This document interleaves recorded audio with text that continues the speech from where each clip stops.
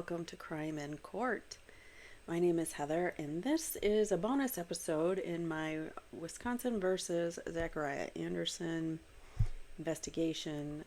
We've already gone through many of the documents, the court documents, the timeline, and we've even gone through portions of the trial, key moments of the trial. So, at this point, we've pretty much been through everything in the case other than these interrogation videos between Sadie and Zach.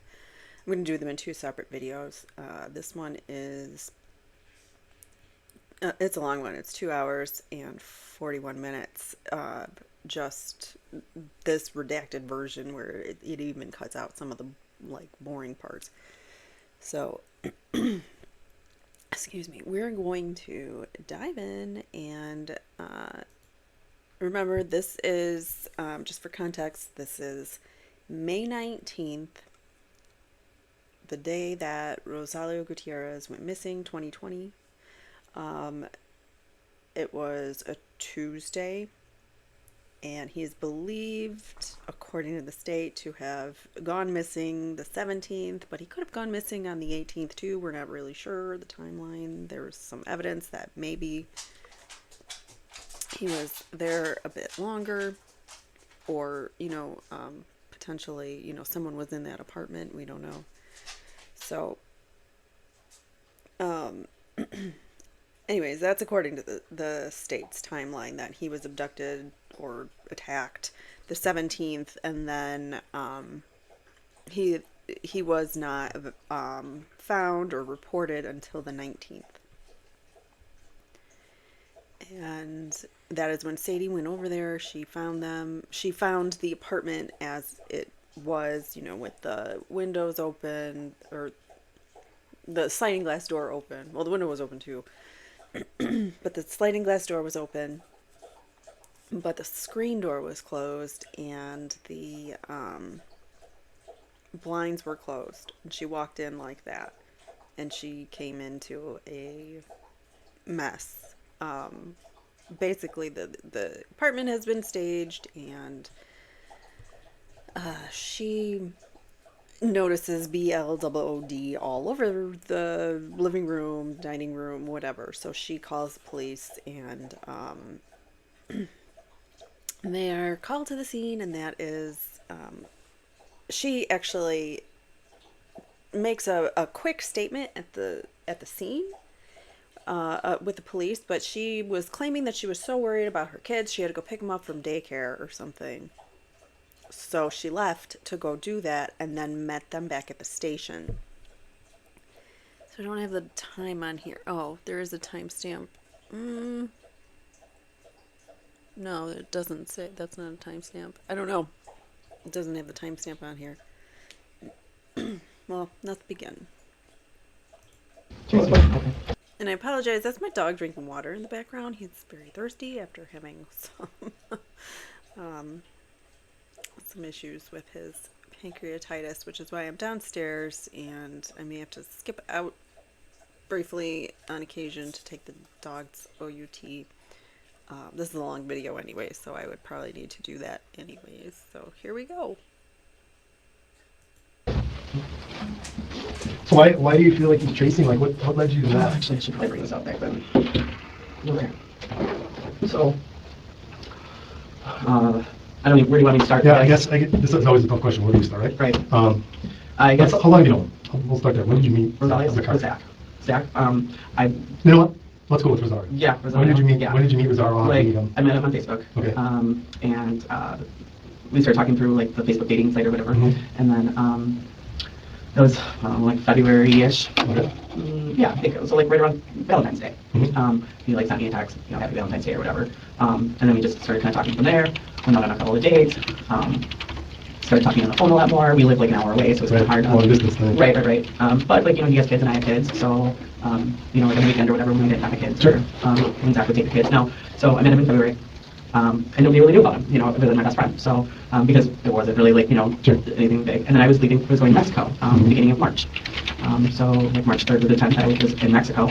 And before I left, Zach and I had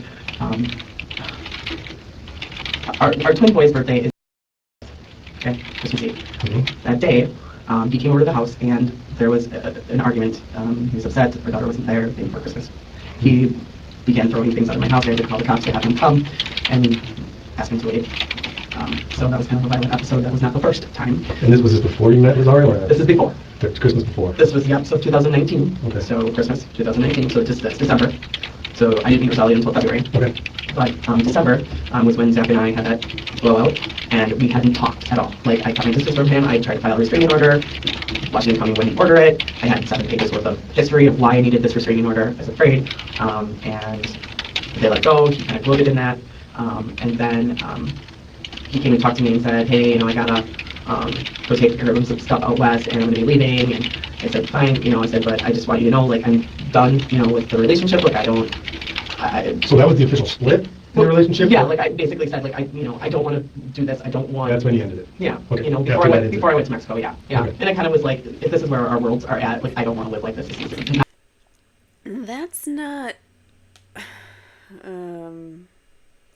Okay, that's news to me. That's not necessarily in the timeline or anything. She supposedly had ended it like way back in December of 2019, because that's when she called the police on Zach, and then he was asked to leave or whatever, and she got a 72-hour emergency restraining order or whatever against him, but no charges were ever filed. They were in an argument, and she wanted him out of his house, or out of her house, I mean. Not the first time. So I was kind of done, that's why I went for the restraining order.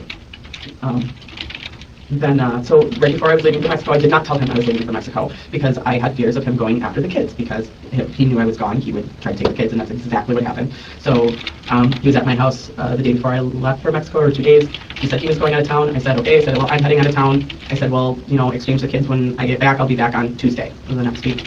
He's like, yeah, okay. Nothing. Then the second day I was in Mexico, he... When was this? March 3rd, I got there, so like the 4th, I think it was, or something. I think I even still have the text messages, but it was, oh, you're in Mexico. Then it was this big toast thing of, you're down there messing around, screwing people, and da-da-da-da-da, and I was there with all friends that I knew, and it was very, I wasn't down there with anybody that he didn't really know, but anyways, had a big jealous fit about that. Showed up at my house, where my best friend was watching her kids at 3:45 in the morning. Came into the house, because Where your best friend was watching the kids. Exactly, that's the problem. You left the country and you didn't tell Zach that you were leaving the country, and you left someone in charge of your children that he didn't even know was in charge of them at the time, and he's not very fond of, and she's not very fond of him, so... my friend smoked cigarettes, so she forgot to lock the front door when she went out, so she just closed it. This is your house? My house, while I was in Mexico. My friend Becky was there watching the kids. Kids were sleeping. He came in, stood over her. She woke up to him standing there, and he's like, what's her name? I'm sorry. Rebecca. Becky. Yeah. Okay. And he and her did not get along. But it's another story. And then so she's kind of like, what? And then he's like, she's in Mexico, and you knew about this, and she's whoring around, and blah blah blah blah. I don't know. She's more than happy to tell you what he else said. And then he went upstairs to his room and told me that he woke her up, and he started questioning her and asking her, who's Leo? Who's Leo? Well, that's Rosalio. I call him Leo. He's Leo in my phone. Who's it? Leo is what I was calling him in my phone. Okay. Isn't it suspicious that she keeps him under her phone as a different name, though? It's not Junior, it's not Rosalio, it's Leo. But that's not what he goes by, and she just said it right there. That's not what his name is. I just have it in my phone that way. Well, why do you have to hide who you're talking to? Why do you need to hide their name? And asked, who's Leo? And then she was like, I don't know, or whatever. Now, that was in March, so I had met Rosalio already in February. How... You never brought it up to him? No, I never told him about his name. I never told him anything at all. I did tell Leo called me on the phone one time when we were in the car, and Luke is in said, who's that? And I said, oh, that's my friend Leo. And she's like, oh, who's that? And I'm like, he's just a friend, because that was, how that was. So I assumed that name came from, he's afraid of her dad. I will just tell you that, in the sense that she will do whatever he says. Yeah. It sounds like a pretty controlling dude. So then, This guy has gosh, done... so This guy has done zero investigative work. He's just taking her words, as gold, writing them in his little report. He's just typing. You can hear him clicking the entire time. And she says one thing. He's like, oh yeah, this guy sounds like a real control freak. What investigative work have you done to know if any of her allegations are true or not? Like, these are serious charges that he could go to jail for. And I mean, ultimately he does, just under the stalking charges. And I really think they were trying to get those to take him in so that they could hold him long enough to get him for Rosalio's unaliving. However, there was no evidence tying him to Rosalio whatsoever. But they didn't account for that because they didn't investigate. They didn't investigate in the very beginning. They just took Sadie's word and was like, okay, Zach's our guy. Zach did it. They never looked at any other suspects. And Anschutz, I don't know if that's him right there. That might be Detective Anschutz right there. It looks like his same hair from the testimony. He's the one that testified. He's the one that was the lead detective. And he admitted on the stand, yeah, we didn't look at any other suspects. I didn't. So, there you have it. The whole Mexico thing, so I had to get on the phone with the police department because he wanted to take the kids. He was telling me that he had taken the kids. He started making breakfast at 4 o'clock in the morning. My kids need to eat. But he said it was the most bizarre thing. It was like he was like Susie Homemaker and like, gonna do his dad thing or something. I did not give him permission to have the kids that weekend, even though we... Is it wrong for Zach to do his dad thing? Is it wrong for Zach to be a dad? Like, why are you denying him? Most women want their exes to be involved in their kids' lives. When he tries, she's calling him weird and saying the weird dad thing or whatever. We have a very strange how it's set up, but I have full custody of the boys and placement of the boys, and we have 50-50 custody. Only because it's just a weird how it all ended up older than the boys and insurance things, and state got involved with not with the boys. So there's paperwork on not paperwork on the boys. She is rambling so many stupid details that have nothing to do with anything, and it could just be her word salad, but I really think she's trying to deflect, like, look over here or whatever. I don't know. I think she's trying to just, like, not answer questions. Anyways, so that's always been a thing where he'll just show up and be like, well, I'm dad, I'm 50%, I have rights to be here and pick them up and do whatever I want to do. Okay. And so that was kind of always that part of the relationship the whole time. So came there, tried to pick up the kids, I tried to stop that, he left that night, and then I tried to communicate, figure out what's going on from Mexico with him, trying to want the kids. He's never had the kids overnight before this time, okay, before I went to Mexico. Never had an overnight with the kids. His house was never set up to have any kind of rooms or anything. He just lives there in his own little strange world. And we haven't lived together for... You catch that? In his own little strange world. Like, so she's already telling you what she feels about this individual. 10 years. So we did live together up until 3, and then he bought his own house. So we haven't been living together, but we've been together and trying to be co-parents or however. So anyway, then he sends me messages that he's got beds set up in his house and he's got a place for the kids now. And okay, so then I allowed him to have the kids for like the weekend when I was in Mexico. I arranged it with him over the phone. I said, okay, fine. I don't want, whatever, just keep you at bay. So that was the outcome of the situation, is they take the kids for the weekend. Fine. Just get out of my hair and fine. take vacation. Correct. And I'll be back Tuesday, make sure that you have the kids dropped off at school. We'll do this. I don't want to see you. We're done. Like, done. Okay. Then, I tried to be civil about things when he came back. I'm like, look, okay, I just want to talk to you. We met at like Chocolate Factory, sat down and talked, and I'm like, I just want to be able to communicate about the kids, come up with a plan, a schedule, whatever we need to do that way. And he wanted to talk about a relationship and keep, why can't we give this a try? And you're not giving me a fair shot, and all of, all of that, and just several emails from that time on about trying to stay together. And I'm like, okay, and then I'm like, I just don't feel like I can do this. Like, I'm scared of you. I'm on pins and needles. It's like sleeping with the enemy. I can't do that anymore. It's just, I don't trust you. All of it. I had all the conversation with him. I told him how I felt, laid everything out. And then some time went by. Now we're kind of the end of Tuesday. How did the meeting go at the Tuesday party? sort of civil, a lot of tears, just really just kind of like, you know, I don't want to be back in a relationship. This is essentially where my stance was. Okay.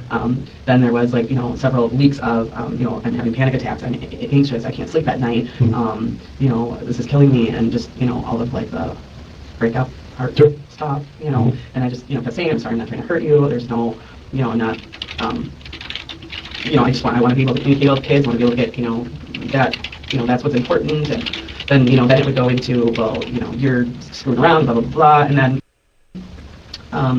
went into my cell phone and saw a text message from Leo that said like, good morning, hun, or good morning, love. And so this was, I don't know, I could probably look.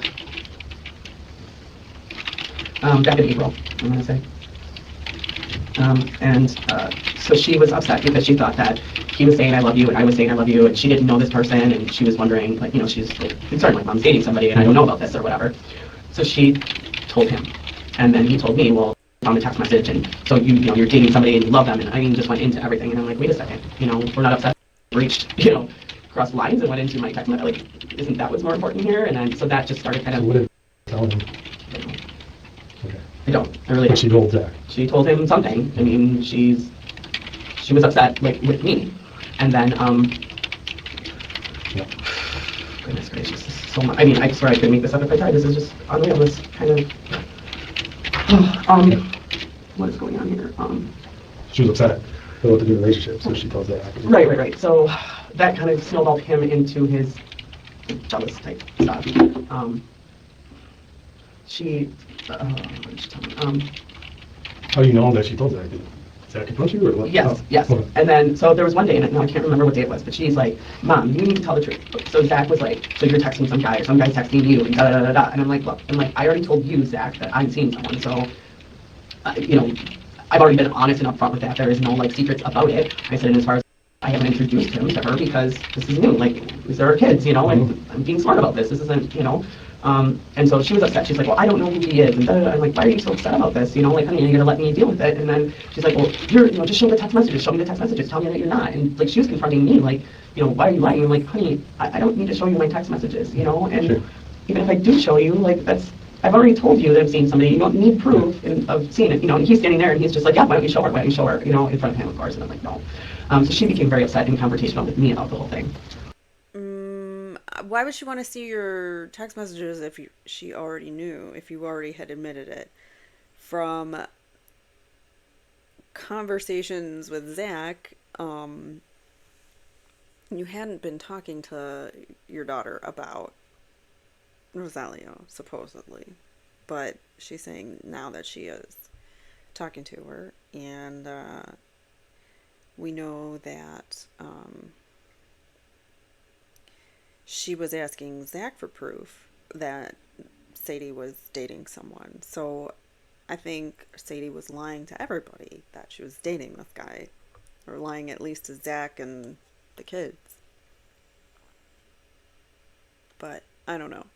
Can't confirm, but that is just a hunch I have. When was it when this occurred? That was probably mid-April, beginning of April, before her birthday. Now her birthday.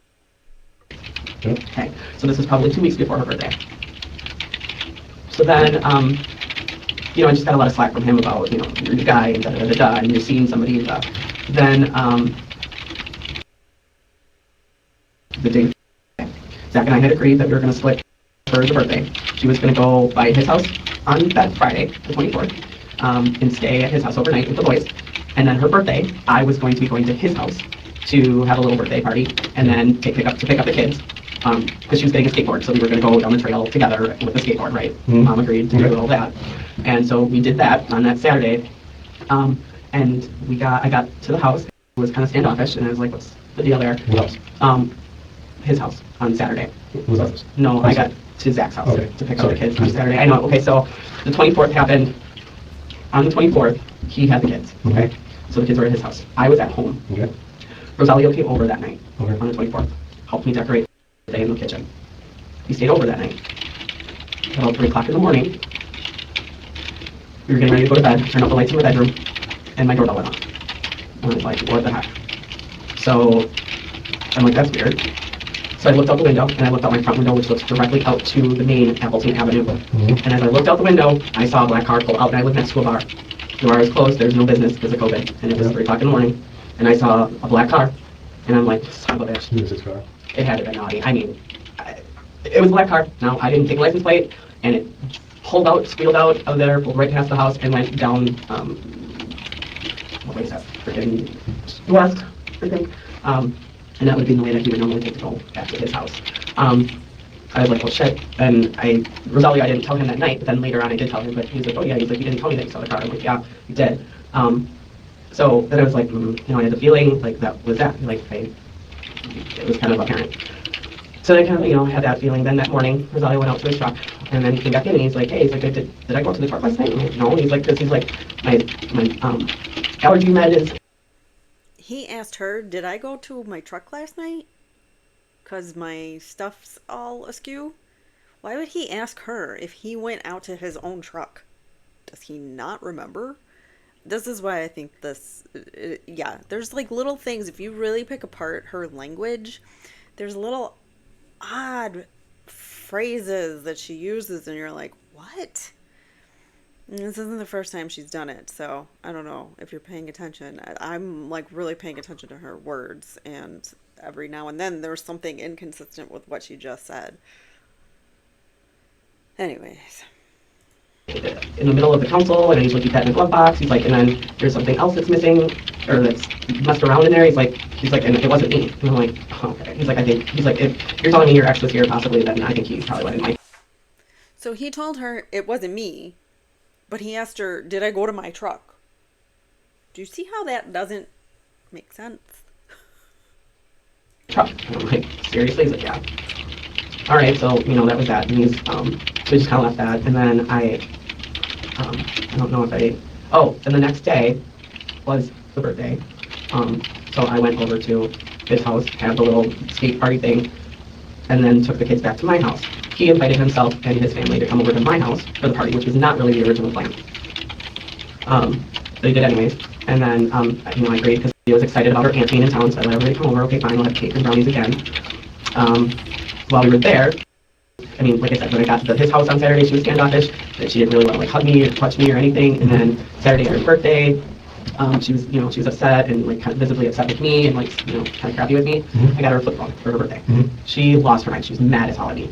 For getting her phone? For getting her a flip phone. Oh. Okay, so then now I'm already the worst person in the world because whatever and now the flip phone, right? So she went off on me, like, I don't want to be here, you don't want me here, you don't want dad here, and just like flipped on me. I'm like, honey, what is going on? What happened? You were fine yesterday, what happened today? Then he started, so then she's like, well, can I just stay overnight at Uncle Josh's house with Aunt Zita, which is his family. And Josh lives in Sheboygan. And I'm like, okay, you know, that's fine if you want to stay with your aunt, I get it, you know, go ahead. So her birthday night, she did that. And Zach's like, can I just talk to you? And I'm like, well, can your family be here? Like, I don't want to talk to you alone. And that was one of my things about talking to him was I didn't want to talk to him in my house anymore because the last incident he pushed me out of the house and locked me out. So I'm like, no, if we're gonna talk outside, you know, or whatever, that's fine. I'm like, but why can't your brothers be here? And he's like, well, can we just talk? I'm like, fine. So then he's like, then he starts describing what I was wearing Friday night. He's like, you see a pink tank top, and you were listening to that song, weren't you? And I'm like, what song? And then he's like, tells me the song that we were listening to. And he's like, he's like, let me see. He's like, let me check your TV. It's gotta be on the phone, or it's gotta be on the TV. And he's like, if you're listening to it, let me see the history. And I'm like, no, you're not going to my house to see the history. And like, what are you talking about? And he's like, I just see things. I know things, you know, I can tell when, you know, I've told other people, like ESP, like type things. Like, I've told other people that they're going to meet their somebody, and they do, and then, you know, they're together forever, and so I just get these visions, and so now I have this vision, and, you know, and you were there with him, and like, just basically explain the entire night. And I'm like, how would you have known if you weren't? Now I have a big deck, sliding, what do you call this? The back door, you know? Mm-hmm. And it's all glass windows, and then the blinds don't close. So anybody could stand there and just look right into my kitchen, straight through the house, and right into the couch, right? And that's exactly what I did. And I went out there to see where he would have been able to stand to see us, because he's like, you're on the couch, and you were there, and you had shorts on, or something like that, and this, and then like describing everything, and you had your hand on his lap, and then this, and then, you know, and then you guys went into your bedroom, and I'm like, if you weren't here, how did you see all of that stuff? And then, so finally, he kept denying it, and then I said, you know, something's wrong. I said, I don't know. I said, I think your dad was here last night, something's up. When she got back, I asked her, and I said, I just literally said to her, I'm like, hon, I'm like, I'm just concerned that Dad may have left you guys in the middle of the night and didn't tell you. And like, that would have, you know, if Dad did leave in the middle of the night and told you, that would have been one thing. But if he didn't, like, what if something happened and you would have woken up to the blaze and then you wouldn't know which direction Dad went in, you know? I'm like, that kind of scares me. And she's like, Mom, I gotta tell you something. And I'm like, what? And she's like, Dad did leave. And I'm like, he did. And he told me. And I'm like, he did. And she said, yeah. She's like, he woke me up and he told me he had to go and get some answers. And I'm like, what does that mean? Like, what?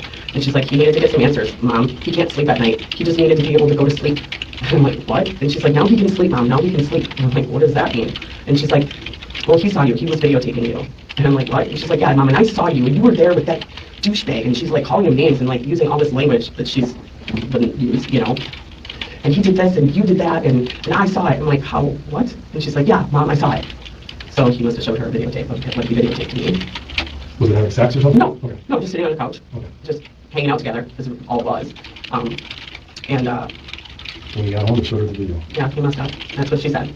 Okay. And then, you know, had some conversation. So then when, you know, she was upset about that. Mhm. She was upset with me, like that I was doing something wrong or that, you know, I shouldn't have a friend over or, you know, whatever, he was, whatever. Wherever her mind was going with it, or Sure. I don't know what influences, but Mhm. I'm sure you can figure that out. So yeah, since then, it's just been this back and forth about him, and then came forward about a week after all of that when she told me about when she was like, Mom, there's something else. She's like, I think you should tell your friend. She's like, oh, she's like, but Dad could get in a lot of trouble for it. I'm like, what? And she's like, well, you know, you should probably tell your friend to do something because Dad took his registration out of his truck. And I'm like, what? And she's like, yeah. I'm like, how do you know? She's like, because I saw it. He was writing all over it. And I'm like, okay. And she's like, I'm like, he still has it? She's like, yeah. And he's not planning on giving it back. I'm like, okay. I'm like, well, what's he going to do with it? She's like, I don't know. He said he was going to maybe have him followed for fun or something like that. I'm like, okay, that's not okay. So then I told Rosalio, I'm like, hey, just letting you know, told me that, you know, the registration was gone and a letter. Because Zach said something to me about, you should go tell Rosalio, he's really in love with this other person, this DL or whatever. Well, this was a letter that he stole. So he took the registration and some letter. Notice how long she's just been rambling and rambling and rambling. He just keeps typing away. I wonder what his report says in reaction or like in relation to what she's actually saying and how accurate it is, because he's just typing. And he's not asking any questions. He doesn't ask any clarifying questions. I mean, every now and then he does, but like very rarely. He just lets her ramble on about this. And you know that they have a custody disagreement. So why would you just take one person's word for it is what I want to know.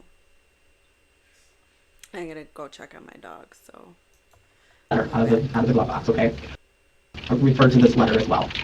So, and she goes, and a letter from some girl. And I'm like, okay, I'm like, I don't know what the letter is. So I asked Rosalio about it. I said, Rosalio, there's a letter and, you know, this missing. Is that missing? And he's like, yeah. And he's like, and the letter came with the vehicle. He's like, my daughter found it the other day. It was in the back. He's like, it must have came with the vehicle when I bought it. And, you know, it's to somebody else. It's not to me. He's like, I just threw it in the glove box or whatever. He's like, so, you know, he can have the letter. It's not a big deal. And then he was like, and if he wants to follow me, fine. You know, he's like, if that's, you know, if he wants to, you know, come and talk to me like a man, then, you know, that's fine. He's like, but I just really hate that he's being so disrespectful to you and, you know, like all of that, like just, you know, but we had talks about it and like, you know, he's like, Rosalio, he's like, you know, he's like, you just let me know. He's like, if you ever feel unsafe, you know, and I'm like, okay, you know, like, I think he's scary, but, you know, I don't really know him, like, but now he knows where you live. And he's like, well, he's like, I'll just probably keep my doors locked now and, you know, whatever. So then, let's see, I don't know,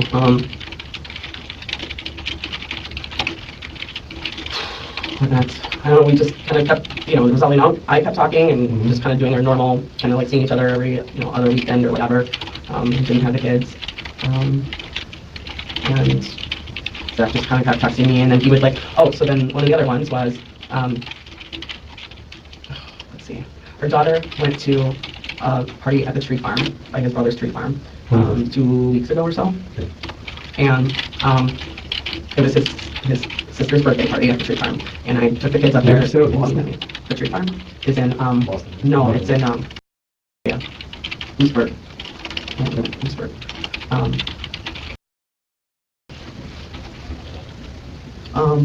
And his brother just bought it, and he's very familiar with the tree farm. That's like they grew up on the tree farm there. It's an area where you grew up? it's an area that he spends a lot of time as a really young kid. His dad is friends with like the previous owners, and they just acquired this free farm. His brother, they were able to buy it. So they have birthday parties up there and stuff like that. So I took the kids up. I agreed to take the kids up. When I got there, Zach was there, and I noticed on him he had kind of a cut on his forehead, one on his nose, and his toes bleeding. And I was like, "What happened to you?" And he's just like, and he didn't like answer or whatever. And then I'm like, "Really?" And everybody asked him like, "What happened? What happened? What happened?" And he just didn't respond or anything, didn't say anything, just kind of fluffed it off, like, "Don't worry about it." I'm like, "Okay." I'm like, "Would you get into a fight or something?" And then he just kind of like shook his head and fluffed it off. Well, then that night, I wanted to stay and hang out at the party and stay over at Grandpa's, which would have been his dad's, who lives close by there. And I said, "Okay, fine, she can stay if the boys home." Well, then we find out that got into some trouble. She stole a phone from her aunt, and she's been acting out, which I get with a lot of this stuff going on. So one of the things that she'd been acting out with was a cell phone. And so it had come out that we were interrogating as parents about what all this stuff is going on. So kind of some of the stuff was on hold for a little while because we were dealing with stuff. We had to have kind of a big fiasco. It's kind of still going on right now. Okay. So in the midst of all of that, we had been somewhat communicating. I'd been kind of allowing us to be able to talk, and this is about our child. We're trying to just be on the same page the best we can about it, but still very tumultuous. There wasn't really much conversation. It was around her. At that time, so a burner phone that she had been using to send messages, which was one of his old phones. It had cracks all over it. He had another burner phone that he used for music, which had been activated at one time, but it lost its whatever. Then he acquired a third burner phone that he uses, that he has, which is the burner phone there, that he uses that has service to it. So he uses that when he needs like service. The broken phone is, and they had taken that phone, so he had two, the burner phone and then the other phone that he uses for his phone, or for his music. After we were done with the whole situation, blah, blah, blah, we all said, no electronic thing at all, no, nothing. Even the flip phone, I had the flip phone, nothing. That night, I was pretty upset. We all went over to my friend Becky's house. As we were leaving, I lifted up the blanket, and I find the burner phone next to me. And I'm like, "What are you doing with that phone?" Becky's house. She wasn't at Becky's house when she found it. She said she was at her brother's house, right? Or no? Or is this, this is the sister's phone. This might be Zenith Anderson's phone that they're talking about, not the phone that Zach was supposedly eavesdropping and tracking her on. And she's like, and I'm like, "Does your dad know you have it? I'm going to tell your dad that you have this phone. Like, this was his big deal, no phones, She's like, no, he knows I have it." I'm like, "What do you mean he knows you have it? We just literally left like an hour ago and said no phones, no nothing. And she's like, "Well, don't tell him. You're not supposed to know that you're not supposed to know that I have it." I'm like, why, what? And she's like, "Well, Dad wanted me to record you." I'm like, "Doing what?" She's like, "Anytime you got upset or you yelled or anything, he wanted me to record you. He's trying to take us from you, Mom." I'm like, okay. So I kind of asked her, like, "How do you know that?"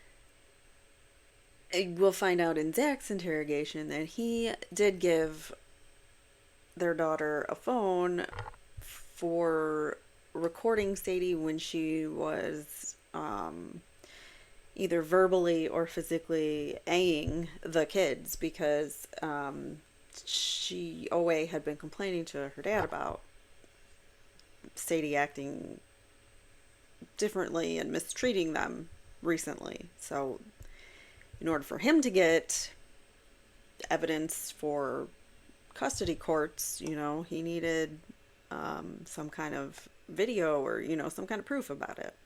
And she's like, "Well, that's what he said." Okay, fine. Like, well, whatever. I didn't really get into all that with her.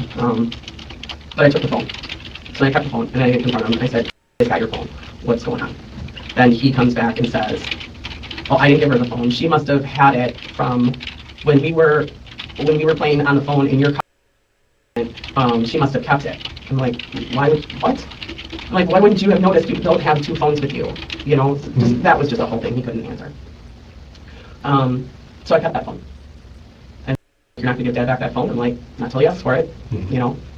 So another instant, I got all the dates in here. I could probably piece it together for you. But anyways, so then the following week, he wanted to see the kids, and it was a Friday maybe. And I said, all right, I'm like, well, when are you coming to get the kids? And he's like, I don't know, I'm doing this, this, and this. I'm like, okay. I'm like, well, how about I drop the kids off by you? And he's like, okay. So I dropped off the kids. It was like 7:30 at night. When was this about? This would have been about a week or so ago. Because every week I try, or like every week he wants to see the kids at least for a day or something like that. So I've been letting him just kind of play with this because he won't give me a schedule of when, like a set schedule. So it's always just piecing together things. So yeah, so I said, well, I'll drop him off because he was 5 minutes from my brother. And I was going to go take a pond lily because I'm moving. So I was going to take the pond lily over to my brother's house. So I packed it all up in the truck and whatever with the kids and went over and I'm like, I'm going to drop off the pond lily.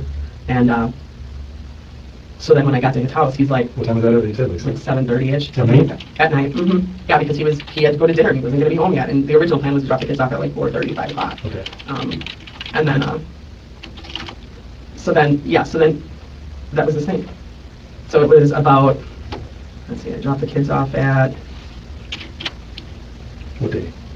yeah, I have it right here actually, Friday, May 8th. Okay. Oh, and I said, you want me to drop off the kids? He's like, no, not home. And then he said, what time do you need to be gone? And I'm like, I was just going to drop off the water lily by my brother. Not a big deal. Kids were asking where you were, so I just thought I'd offer to bring them. So then I dropped off the kids. So 7:15. Okay. 7:15. I left. Oh, no. 7:15, I said, got to get the lily out of the pond and load it and then to you. Then at 7:18, he's like, you're super excited. Not asking what's happening after that flower, but your frequency changed to less tired. And then I just said, I'm less than excited about getting pond scum on me. I said, we'll be there soon. And then I got there. So it would have been about 8:53 or 8:30 I got there. Then he said, what time are you bringing the kids over tomorrow? And that was at 9 o'clock at night. And I said, huh? Because I'm like, you have the kids. Why would I be? And he said, and I said, you mean bring them home? And he said, wrong person, sorry. So I think that was he's trying to say, like, he's got somebody. Do you know what I mean? Like, oh, sorry, I was texting the wrong person. And then he texted me, too much makeup and perfume for Charles, which is my brother. Angry about pond water. Had a fancy jacket hiding in the back of my car, which I didn't have a She jacket. thinks he's making up a girl. Is that what she just said? She thinks he's making it seem like he's dating someone else. He actually is dating someone else. Let's just rewind that again. Like, he's got somebody. Do you know what I mean? Like, oh, sorry, I was texting the wrong person. And then he texted me, too much makeup and perfume for Charles, which is my brother. Angry about pond water. Had a fancy jacket hiding in the back of my car, which I didn't have a jacket. I had my camo jacket on that used to be in actually. Premonitions don't make me psychic. Calls me Zachariah when she feels good. And then the next text was denim shirt, ... Kenosha. And that was at 10:42. And I was on my way out to Kenosha. So then I was like, why? How does he even know? So when I got to Rosalio's, I had a feeling that he had put something in the car when I dropped off the kids. Because he helped our son get out of the car, out of one of the sides of the car. And I just had a weird feeling, and I'm like, I'm going to check. So I searched on my car seat, or my car, I searched on the floor and whatnot, and I lifted up the car seat behind me, the passenger, or the driver's side behind me, lifted up the car seat, and the third burner phone that I don't ever really see, but it has the service on it, was on, in a password lock position, on, upside down like this, flat underneath the car seat. And I'm like, you gotta be shitting me. I couldn't open it up. Were you at? Rosalio's, I was. And then, so I shut the phone off. And I came in and I told Rosalio about it. And I'm like, look, I found this phone. He's like, you gotta be kidding me. He's like, what is going on? He's like, this dude. He's like, what is up? And I'm like, I don't know. I'm like, I wish you would just leave me alone. This is, going too far. When I found the other phone, I looked through it. I took a picture. I looked through it. And he had an Amazon account on his other phone. And in the Amazon account, he had 2 tracking devices sent to his home. I know there's so much, I'm sorry, I'm all over the place, but I'm just trying to tell you what I got here. Images. So then I took a picture of the invoice. Because then I started freaking out that he had put a tracking device on my car, or maybe on Rosalio's car, or something. So then when I found this too, I told Rosalio, I'm like, I found these 2 trackers. To this day, no one has ever found a tracker on Sadie's car. So, for her to think that he was tracking her with these trackers, like, why would he put a cell phone in her car if he bought trackers? You know what I'm saying? Wouldn't you just put the tracker on? So you wouldn't need the cell phone to track her? Anyways, I don't know. It's interesting. I'm like, I don't know. He's like, if he's tracking me, let him. Like, he was very kind of passive about it. Like, I don't know what to do about this dude, but I'll keep an eye out, but he didn't seem like he was too afraid, you know what I mean? Like, Give me 1 second. I'm going to see if I can guys here to download, because I like those messages you put down, so.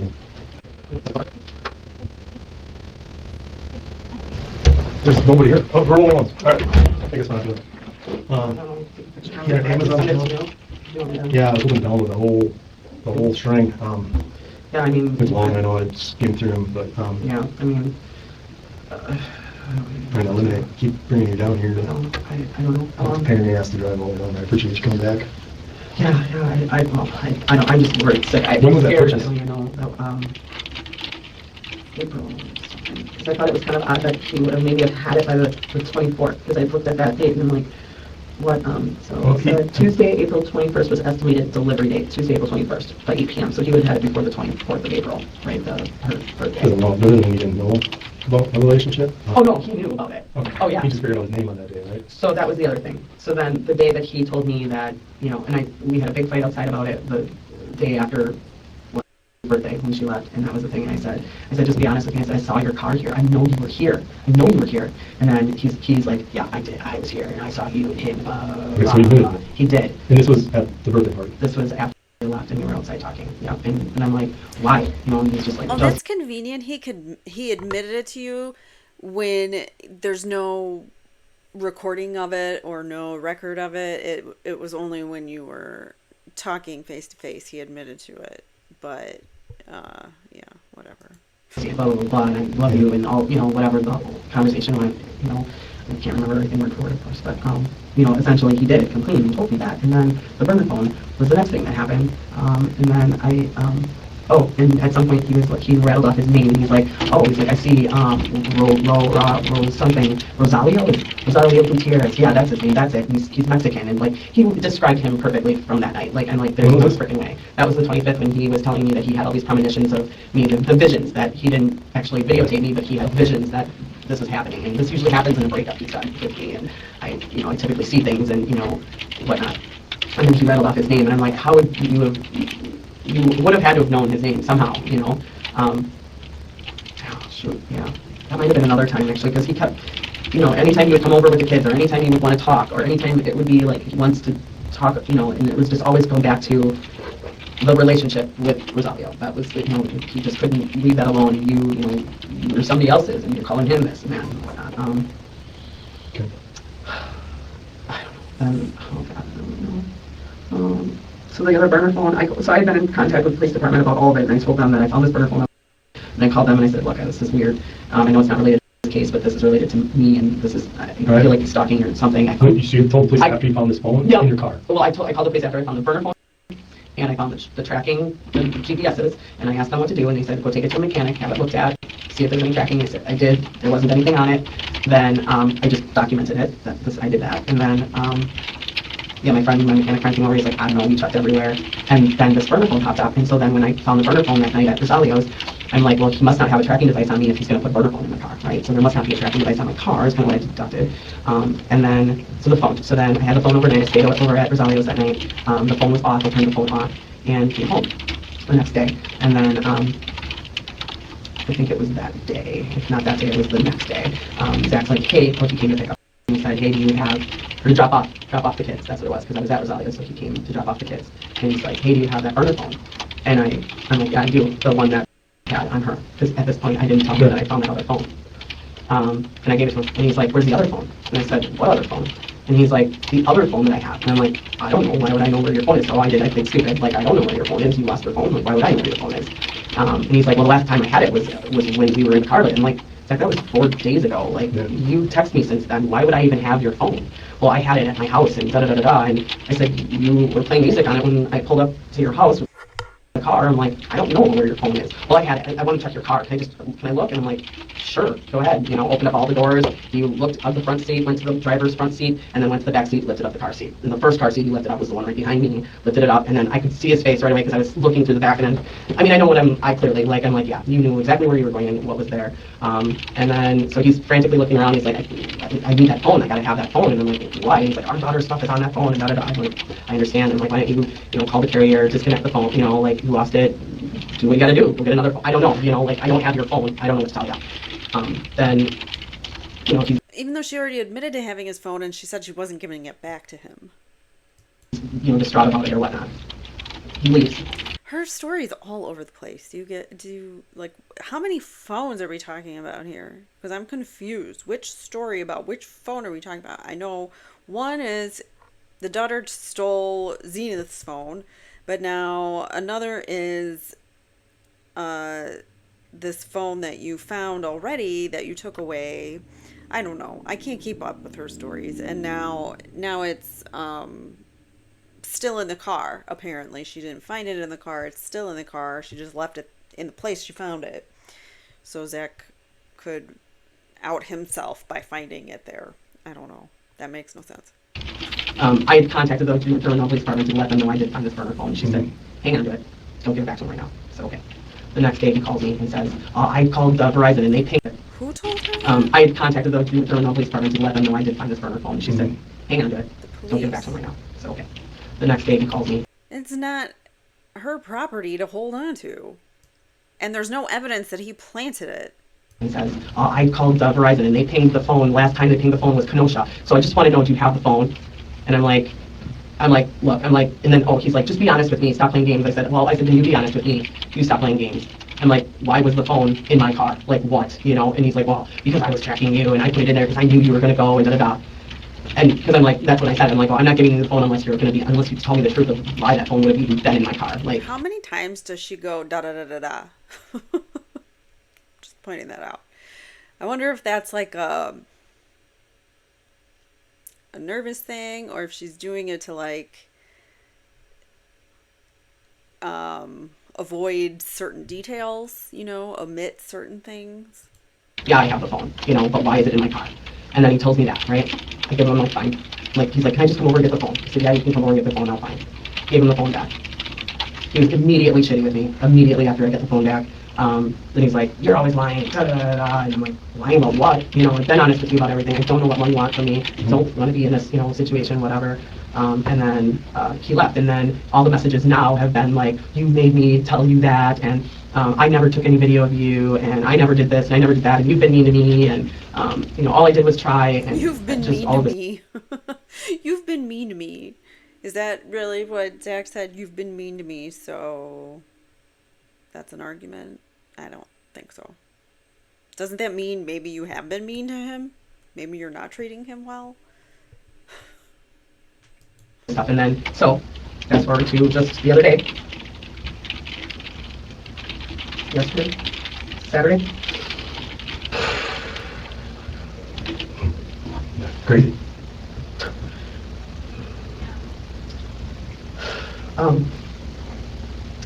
Okay, so I talked to, so Zach wanted the kids on Saturday, this last Saturday, and then so I dropped the kids. Now she's getting all emotional, or is that because she can't remember details from those days? Or she's trying to come up with details from those days? Off at his house on Saturday about 4:30. And I'd been very kind of direct, like, I'm going to drop them off at 4:30, you can have them from 4:30 to 4:30 the next day, like, because I just had, just less talk. This was Saturday. This was Saturday. Okay. So Saturday, I know you're going to, I'll let you download Oh, good. that. You didn't talk to him. I dropped. It's been typing away this whole time. This is the first time you're like, oh, wait, I'll just let you finish typing. We're already almost an hour in, so, yeah. Off the kids. Okay. After you drop off. So, he wanted to come by here. Oh, God. It was weird. He asked. Oh, yeah. He kept trying to tell me I dropped my phone in your car. I must have dropped it. Must have fell out of my pocket. This was Saturday? No, this is like, kind of in some conversation on, oh, God, what day was it even? Shit. Because I woke up. Yeah, something about, you wouldn't agree until I gave you the phone or blah, blah, blah, blah, and then I called Cricket to find out where it was, and swore I lost it in my whatever. I said, so you already knew it was there. He said, I'm not spying on you. And then he was like, do you want to talk? I said, no, I don't. Then it was, he called him some name or something. Saturday, there it is, okay. Oh no, he called him a name. I said, I'll have the kids see you by 4:30, I'll text you when I'm away. Then that was Saturday. That Saturday, he sent me at about 6:15 Yeah. p.m. He sent me like a song to listen to, which he does, weirdly. Then Sunday, She does that to him too, out of nowhere. If you look through the text message threads, she does that with him also. the kids. Now, so Saturday, I went over to Rosalio's. Okay, so after I dropped off the kids, um, like I said, Rosalio said, hey, you're welcome to come over. It's okay with the kids. You're welcome to come over. They called, what do you want to eat or whatever. I got there, hung out with him and the kids. We had nachos.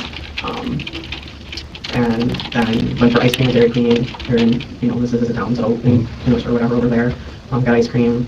Kind of drove around the lake, with the kids or whatever, and then came back to the house. And then we watched the movie. From the burner phone, that's where it is. From the burner phone on Saturday. Yeah, that's what it was, on Saturday. He sent me at 5:49, so no, that was the, After all this- he sent me a song from his Zachariah, the 689 number, that's his like kind of everyday phone, flip phone.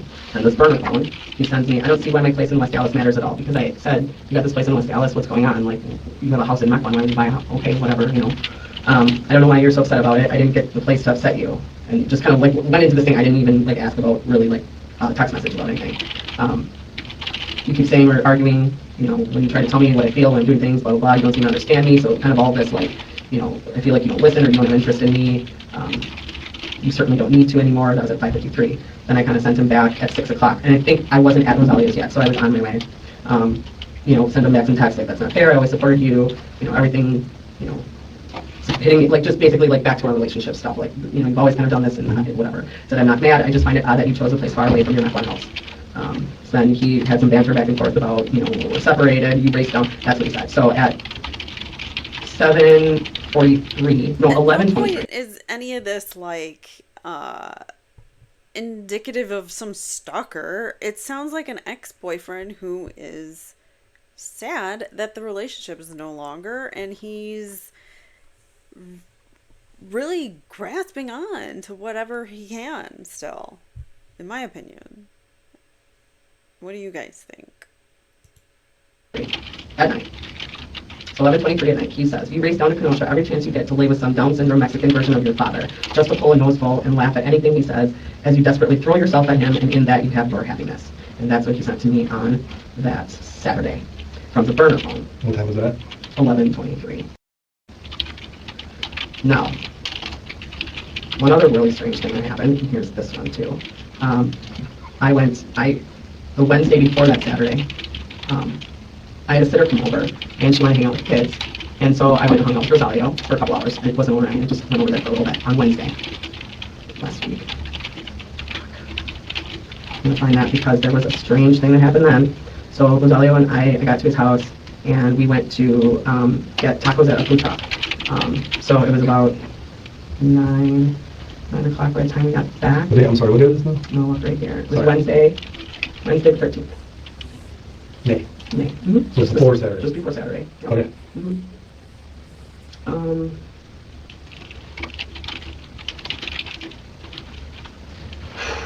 Let me say, okay, so I think it's Friday, Saturday. I'm not allowed to come here without my permission. I think, so Wednesday it was, Wednesday he said, I told him, oh yeah, Debbie's coming over to watch us. And I said, yeah. I said, she, misses the kids or whatever. She's been coming over for a little bit. I had told him this though. And so then he called me and he's like, well, I want the right of first refusal. If you want to go hang out with your boyfriend, you need to call me first and I'd be happy to watch the kids. And I'm like, I don't need to go watch the kids. Debbie wants to hang out tonight and I'm, I got other stuff to do. Like, I don't necessarily, it's none of your business what I'm doing. Again, if the father of your children wants to see his kids, he should be the first person to get to see them.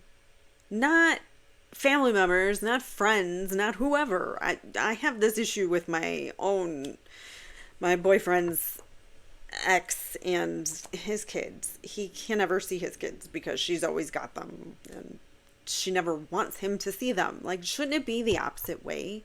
Why do you use the kids against one another? Let them have access to the kids. This drives me crazy. But I'm like, it's not for that or whatever. And then He's like, well, I just want you to know, he's like, and I told him, I said, well, I just want you to know I accepted this place in Sussex because we're moving. He said, so that you know. He's like, well, I didn't know if I told you, but I'm moving too. And I'm like, okay. And then he's like, well, yeah, that I got that place in West Dallas or Greenfield or whatever. And I'm like, okay. And then he's like, well, he goes, well, do you want to hate me now? He's like, I don't really know if I need to talk about this, but you're going to hate me. And I'm like, okay, what? And then he's like, well, I retained a lawyer and I'm taking you I'm taking you to court for custody of kids. And I just said, good luck. You know, I'm like, fine, good luck, whatever. That's not illegal, and that's not someone showing signs of being a stalker necessarily. It is, one might argue, signs of being a good parent. What you gotta do. And okay, we're done. Conversation over. Like, sounds good. 27 pounds of marijuana don't help you any. That's on. You got that? You got that? No. Sweet. We tried to look it up, and I thought he was bullshitting me. Okay, so then, anyways, that's a whole other thing. So anyways, that Wednesday, so then he told me this, that he was going to take me to court. I'm like, whatever, that's fine, you do what you have to do. That night, the sitter came over. I was at Rosalio's, like I said, we went to go get tacos. It was, I can't believe, then he kind of goes off and he tries to keep conversation with me, like all the time, whenever I'm going over there, it's like he knows that I'm like going there or something. Drive home. Also not illegal. Like where I'm going, but he's got her so involved. Like I said, showing her video, I mean, all of that's wrong. There's nothing I can do about it, and she's telling me, and I'm like, I just have to document it. Okay, so anyways, he texts me. Nothing she's said about him so far has been anything about him being a stalker or being an unfit parent necessarily or anything. It's all about trying to make him look bad so that she can get custody of the kids. I'm at Rosalio's. We get back to the house. This is Wednesday. Okay. He's got done eating tacos, yep. And we're sitting on the couch. And Rosalio hadn't even gotten out of his work clothes yet because we just went to go get food. Okay. And we were watching a song with him. And he said to me, he's like, is this okay? He's like, to watch, or do you want to watch something else? I'm like, no, this is fine, you know. So we watched an episode of Song with him. And then he's like, well, let's watch this episode, and then I'll go take a shower. I'm like, okay. Well, What did she say? We watched an episode of something? Like she doesn't even know what they were watching? We were watching Song with him. And he said to me, Song he says to me, I don't he's like, is this think okay? that He's like, right. to watch, or do you want to watch something else? I'm like, no, this is fine, you know. So we watched an episode of Song with him. And then he's like, well, let's watch this episode, and then I'll go take a shower. I'm like, okay. Well, when we got back, he's like, is it hot in here? And he opened up the screen door that's there, you know, and he just opened it up like this far. We were there, and left the blinds closed. And then before he went to go in the shower, he's like, well, I'm just going to close this, you know, or whatever. And then I'm like, yeah, that's cool. And so he closed it and locked it, and then he took a shower, and I stayed on the couch and just watched the show or whatever. I don't know what time was that. So then I get a text message from Zach, and I want to say, no, it might have been from this. Oh my God. All of this stuff. It must have been from the phone. He sent me a text message that was what Rosalio said to me. Like, literally his words, what he said. Do you want to watch this, or is there something else you want to watch? And Again, we don't have proof that that is what happened. This is coming from Sadie, who wants custody of the children and has a motive to say things that put Zach in a bad light. She has a motive to lie to put Zach in a bad light. Zach texted to me, and I texted him back, and I said something like, you know, like what are you talking about? Like, oh, was that for the wrong person again, or something like that? And he texted me back, yes.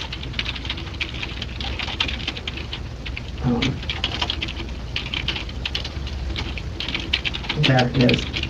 Okay, so that Wednesday, it was 9:08 p.m. Like I said, Rosalio I had just gotten done eating. It was about 9 o'clock by the time we were done eating, and I looked at my phone, and the text message from Zach came in that said, and it's after 9, just arrive after the kids go to bed, question mark. So I thought, okay, he clearly knows I'm here, and he thinks that I just got here, and he thinks that Rosalio has his kids, and that the kids are in bed. Like, that's how I'm taking it at that point, right? Like, okay, he thinks I'm here. And I don't respond. And then at 9:36, so about 30 minutes later, he says, is this okay for now, or is there something else you want to watch, question mark. So that was 9:36, would have been about the time that we were done eating and watching the show. Now the window would have been open, right? And if he was outside, he would have heard him say that to me. I mean, that would have been clear. So I did tell Rosalio about that on Wednesday when I Because then I texted him at like 11, like, are you texting the wrong person again? And he didn't respond actually back. And then I'm like, are you following me? What is going on? Like, that was just way too weird that, like, he used it. Because I'm like, why are you texting me? Is that what you want to watch? Like, I just thought, I wasn't putting it together, and then I'm like, wait a second, that's what Rosalio said to me. Like, and then I told Rosalio, and he's like, what the hell? He's like, this dude, what is going on? He's like, he's really like, I could probably have a text message from him too, just kind of like saying, like, what is it with this dude? And like, I don't know.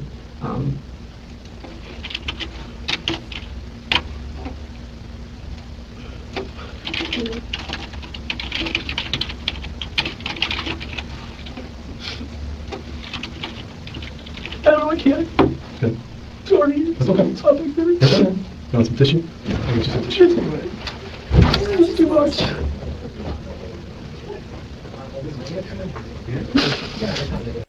And she got through all of that word salad, and now she just starts bawling out of nowhere.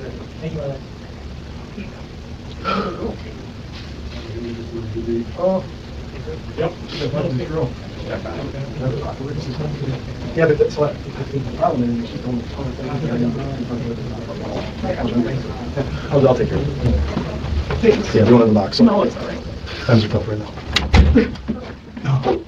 No, just weird stuff. But I've been telling Rosalio the whole time, and and he's just like, thank you for being honest with me and just telling me what's going on. Like, I just, I just want you to know because it's weird and I'm scared and whatever. And then, I don't know, and then Rosalio's just been so good about staying in contact, like we just talk several times a day. I mean, he'll call me, he'll text me, usually good morning all the time, or if he does it in the morning, then at least in the afternoon or something.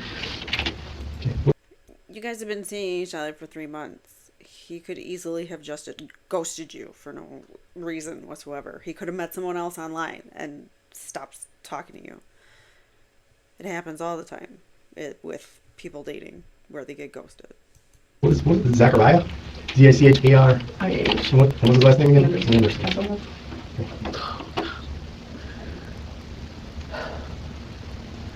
He's so smart though, like, it's, I don't know the right word, just not.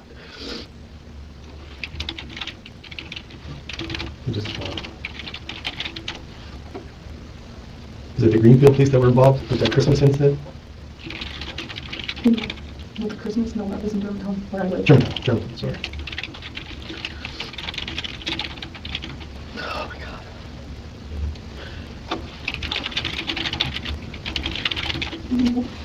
I had such a bad feeling last night. I just didn't bother him after he said he was going to go see a friend, and I just thought, he'll text me when he gets home, and then I didn't hear from him that night, which I thought was kind of weird. But then I thought, okay, well, he'll text me in the morning, like maybe, he'll text me in the morning or something. And he's a guy, and I've only known him for a couple months, so but then that morning, I still didn't get a text, and I'm like, what's going on? And then that afternoon, I sent him a text. Saturday at midnight when I left. And he said, text me when you get home. And I said, I texted him when I got home. Saturday at midnight? At midnight, because I got home about 1:09ish or a little after 1. And because all the detours, everything was closed. And I'm like, the detours suck. And I sent him that on Saturday, early Sunday morning, Saturday when I got home. And then Sunday, I sent him a meme. And then he texted me, good morning. What time is that? Meme. Why is no meme? At 1:25 a.m. I said detours suck, and that was on Sunday. And then I sent him a meme at like 10:30, and then he sent me back, good morning, Dave. That was at 10:54. And he was with the kids, and he's like, we're just waking up. And I didn't say that night, but, and then I just said, I really enjoyed hanging out with you guys. Thanks for inviting me. And he said it was nice to which is his daughter open up with you. I mean, so we just had some conversation that Sunday afternoon a little bit, and then at like 1:30 or like 2 o'clock, I said, hey, are you okay? Because I felt bad because I thought, well, maybe he wanted me to stay, and I just kind of felt like it was 2 o'clock Sunday? This was on 2 o'clock on Sunday, yeah. 2 p.m. Sunday? Yeah. You could text him back? No, I texted him at 2, like we were texting back and forth in the afternoon on Sunday. But I was just checking in with him, and like, this is our last conversation though, was 1:52, I just texted him and said, hey, are you okay? Because like I said, I thought maybe he was like kind of mad that I didn't stay overnight, and that I didn't want him to like, so I was just like, are you okay? Sounds Checking good. in. That was at 1:52. PM? Yep. And then he said, yeah, I'm good. Why do you ask? And I said, I'm just checking in, babe. And he said, that's twice now that you are, he's like, are you having second thoughts? Because there was another time I checked in with him, and he was like, oh yeah, I'm just, a little worried about you. He's like, how did you know? And I said, I don't know, just had to, like, you could just tell if you were quiet or whatever. He's like, yeah, he's like, I'm just worried about you, and that was like a while ago. So this was what he was referring to. That's twice now that I asked him. And then I said, no, I said, I was actually thinking about us a lot today. And he's like, what about us? And that was at 2. And so this was all like around the 2 back and forth. And then my last text with him was, he said, what about us? And I said, just that I think we could have a lot of fun, all of us, and I think our kids would get along great, and I think that I want you to be my person for a while. And then he said, loved that whole thing. And then I said, I think it's going to be challenging, of course, but I think we could survive, I hope anyway. And he said, it will be challenging, but as long as we communicate and stay honest, we will be fine.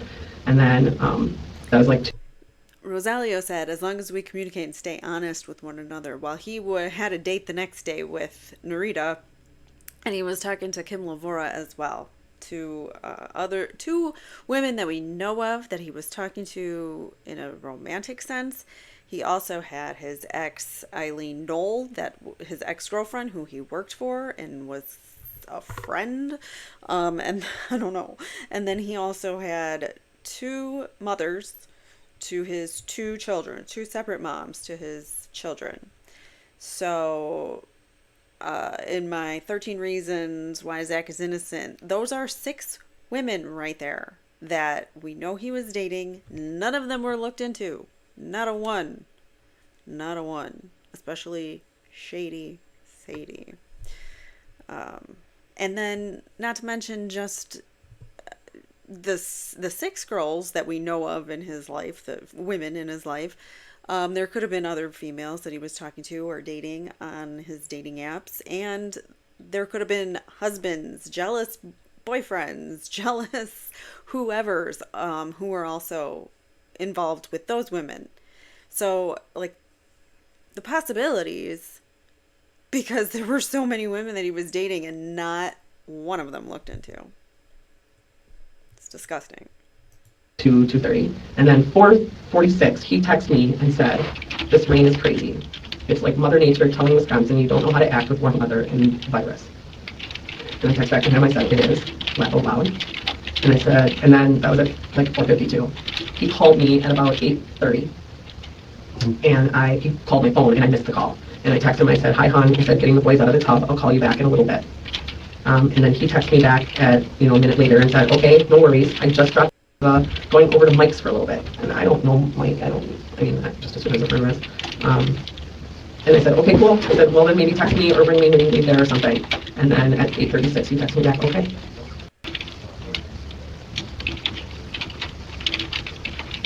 I guess normally you would say okay, but okay, it's fine. Yeah. But as we know, he was meeting Narita Macias.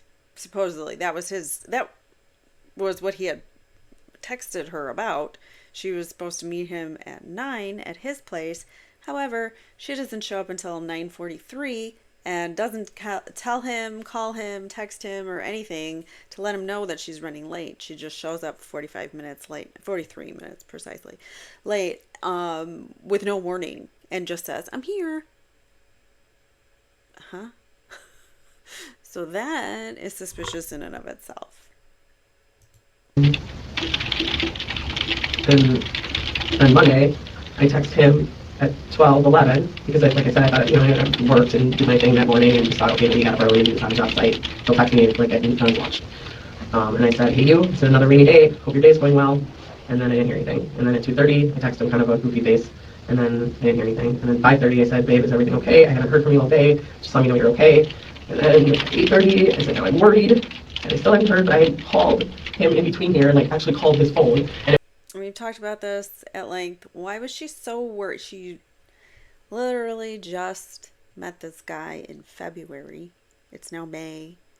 And he's gone 24 hours without talking to her. And she's so worried. Really? Like, I'd be worried the relationship was done. I'd be worried like, oh, what did I do? I must have offended his kids, or his kids didn't like me or something, after meeting the kids, and then yeah, he ghosts me. That's what I'd be thinking, not that something bad happened to him. it's funny that she just automatically goes there. It went straight to voicemail, and I'm like, okay, that's weird. And then I even tried calling like on Messenger because we'll talk like that way, and no answer, nothing, nothing, nothing. And then this morning at 7:30, I just woke up and I just said, "Babe, what's going on?" And I had it in my head that if I didn't hear from him, I was just going to go to his house. Like, I would do to anybody is go check on them. And just, and then I'm like, well, is he ghosting me? Like, right, like, I kind of walking through all my scenarios, and then I text my friend Becky, and I'm like, I haven't heard from Leo all, day, and she's like, that's weird, and she's like, have you heard from Zach? And I'm like, a little bit here and there, and she's like, I'm worried, and I'm like, I don't think, I'm like, no, I'm like, I don't know, I'm like, it's just weird, and then she's like, well, if you don't hear from him, she's like, what would be 24 hours? And I said, 8:30 tonight, and that would have been yesterday, and she's like, well, if you don't hear from him, then you need to, call somebody or do something, and I'm like, okay, I'm like, well, I don't know his people. I don't know who would I call. I have no idea. I'm not even connected to any of his friends. We don't have any mutual friends on Facebook. Like, I wouldn't even know who to reach out to. So this morning I remembered like he had a friend Jeremy Kipling. He said it's like my brother. He's like my buddy. He's like and he's talked about him before, going on job sites with him before. And so I just reached out to him. I still haven't heard from him. But I just messaged him and I just said, hey, I said I know you don't know me, but know Rosalio told me you guys are really good friends. I was just wondering if you had heard from him. I haven't heard from him. It's not like him.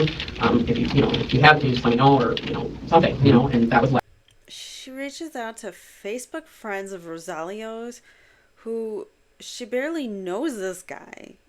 I mean, you really don't know someone after 3 months of dating. And especially, I think there was only like a handful of dates that they actually went on and or saw one another. So that really, it's not like they were dating, and seeing each other, multiple nights a week either. It was just, a few times that they got together. So to just automatically be worried that you haven't heard from them in a few hours and to just automatically go out and seek their Facebook friends. Like if that guy legitimately hadn't had anything wrong with him and saw, this chick doing all this to, get to him, I think you would be kind of scared, potentially, maybe. Like, hey, why, geez, I just went a few hours without calling you or contacting you. I don't know. Some guys could see that as a woman going too far. A lot of guys would probably see that. So just by him going out or by her going out and reaching out to Facebook friends, I think, that would be odd. That was this morning that I reached out to his friend. I haven't had like any contact with his kids' mothers, so like I think they know of me. They don't, So we got through. That's a lie. They don't know of you. You think so, but that's a lie. She keeps talking up their relationship like her and Rosalio have this special bond and they were going to live their lives in happiness ever after. But no. That's not necessarily the case. And as we know, Rosalio is dating multiple women and back to back nights dating women. Zara's house. You went to the front door. So right, so then I parked down the ways because when I first pulled into so I pulled off of 15th into on that end, right? And I could see right away when I pulled in, I could see his truck was parked in this usual spot, and then his Jeep was parked in the usual spot. And I was on the phone with my friend, and I'm like, Doc, both of his trucks are here. I'm like, this is weird. I'm like really I was freaking out the whole time. Just like, something's wrong. Okay. Something's wrong. Something's wrong. Something's wrong. Okay.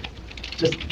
It's not like him. It's not like him. Something's wrong. I don't know why he would ghost me. And I kept going through that. I'm like, maybe, would you just not talk to me? And she's like, no, see. She's like, I said, this is the last text message we had. I'm like, she's like, was there anything weird? She's asking me all these. I'm like, no. I'm like, we didn't fight about anything. This was a great, this is what you probably wanted to hear, Which again makes me think, like, if you have access to my phone, this would have been probably like, I don't know. Anyways, I just had the feeling that, like, and then like something's not right.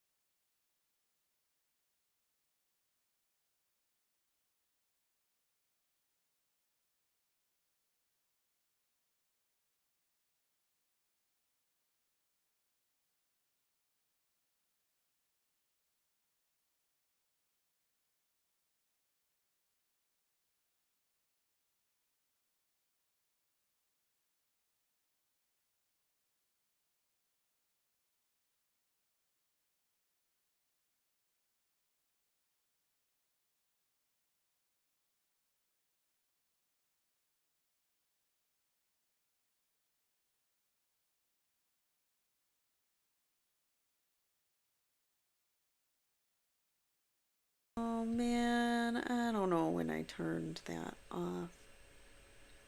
Fudgesicles. Never mind. I can't even remember how far back I went talking. So,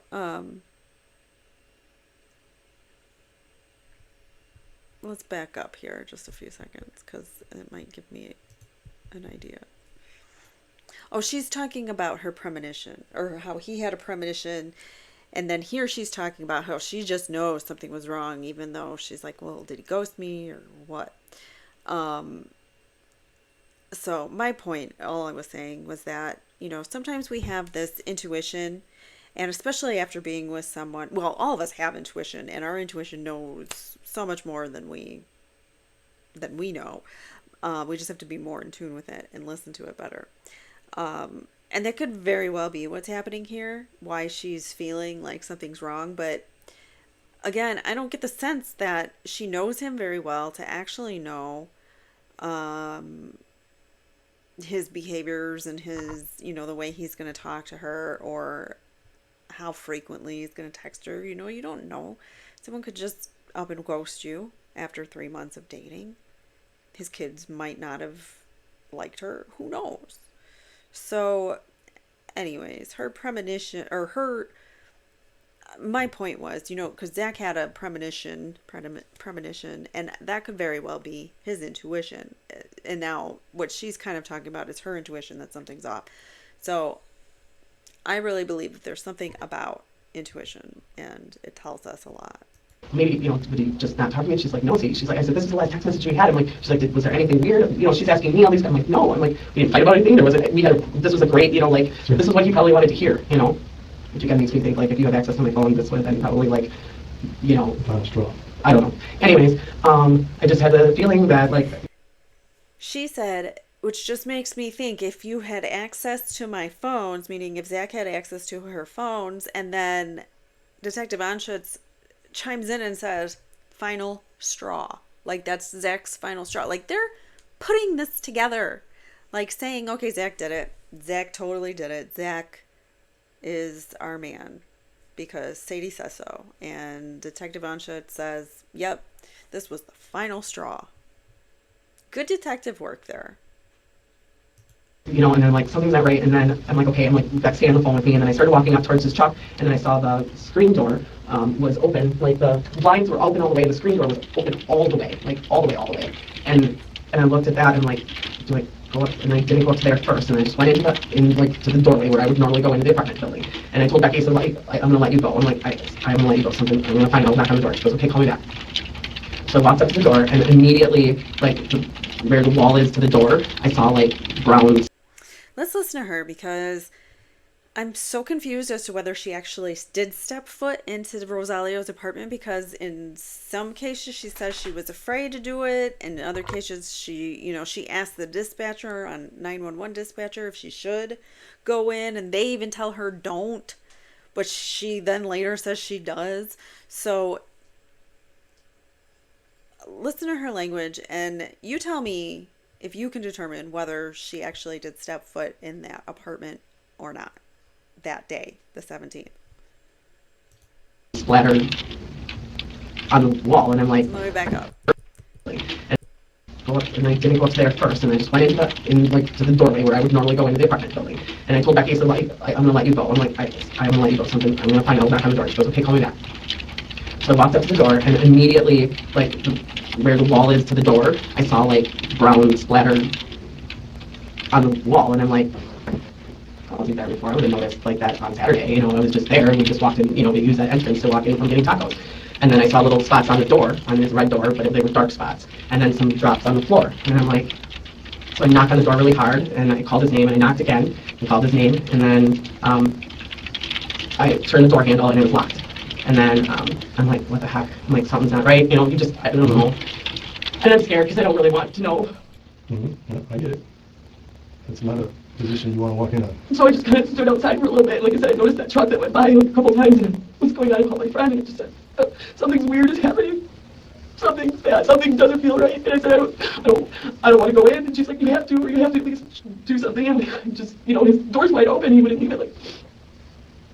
So I knocked on the window. Your friend talking to you. Rebecca, Becky. She's my best friend. Rebecca, She knows. Do you guys think those tears are real? Let me know. I'm not sure. I can't tell. I mean, some people are good actors. About all of this. What's her last name? Jingle, Jackel. She's got the boys right now.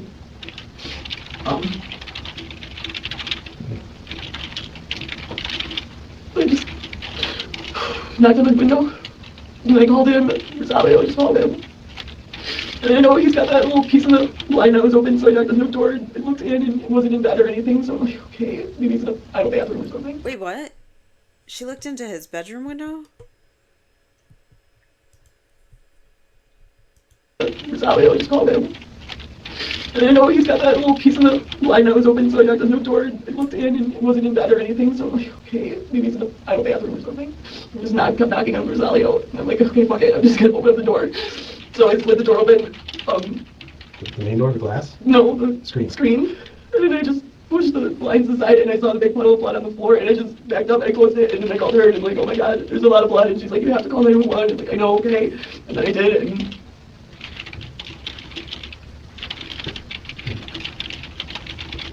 they're so... Hi. How you doing, Sadie? I'm almost done.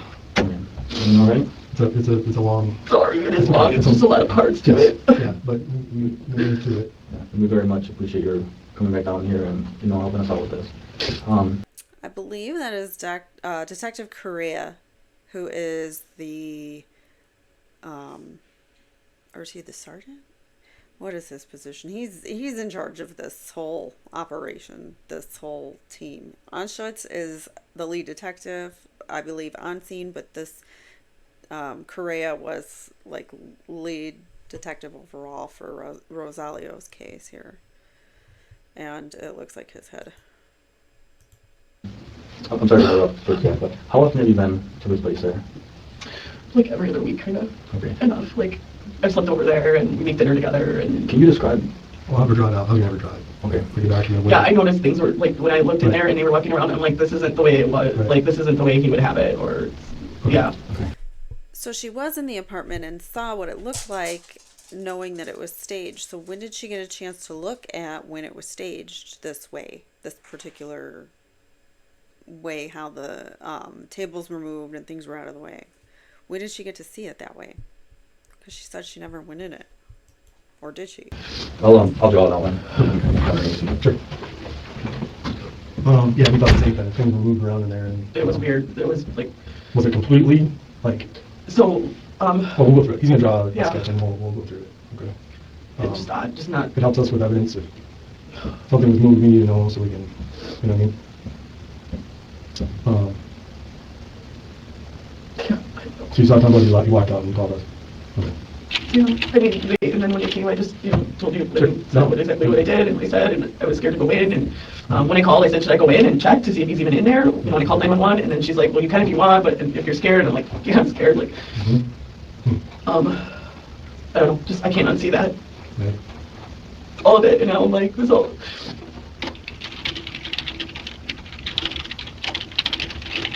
Right, I'm gonna print this out. Have you read it? It's fairly long, all right? I didn't proofread it at all, so there's probably 600 spelling mistakes, but I apologize. And then we'll do the map, and I just need to talk a bit, all right? yeah, she's something else.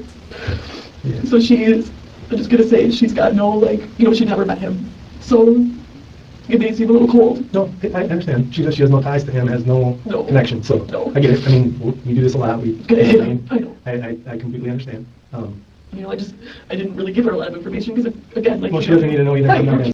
Why is she making excuses for her daughter? Her daughter's in another room now being interrogated by police, and she's talking, telling them whatever story she's telling them. Who knows? Because we have Sadie saying that their daughter is known to make up stories and has been, caught with lies, especially lately, and stealing her aunt's phone and whatnot. And Zach also says it in his interrogation too. So it's corroborated by both parents that OA is a known fibber, at least. You know, she fabricates the truth, she makes up things. We've got that corroborated by both parents. Yet, I don't know. We're trying to make excuses for her here. Sadie is. And a little bit later in this interrogation, we are going to see OA. She's going to finish up and she's going to come join her mother in this room. So that's interesting. I'm going to run and let the dogs out for a POTTY break because it's about that time. And just turn my camera off. I'll be back in a few. You guys keep watching. Here you go. Protecting your kids from, you know, just you want to make sure that this is a great person, right? I mean, and I want statements to be 100% genuine, which is why I'm not providing much to you. I want to know what you know and what you can tell me without tainting anything. Yep. And that's the best way to get information. So, Absolutely. We haven't found him. We haven't found him.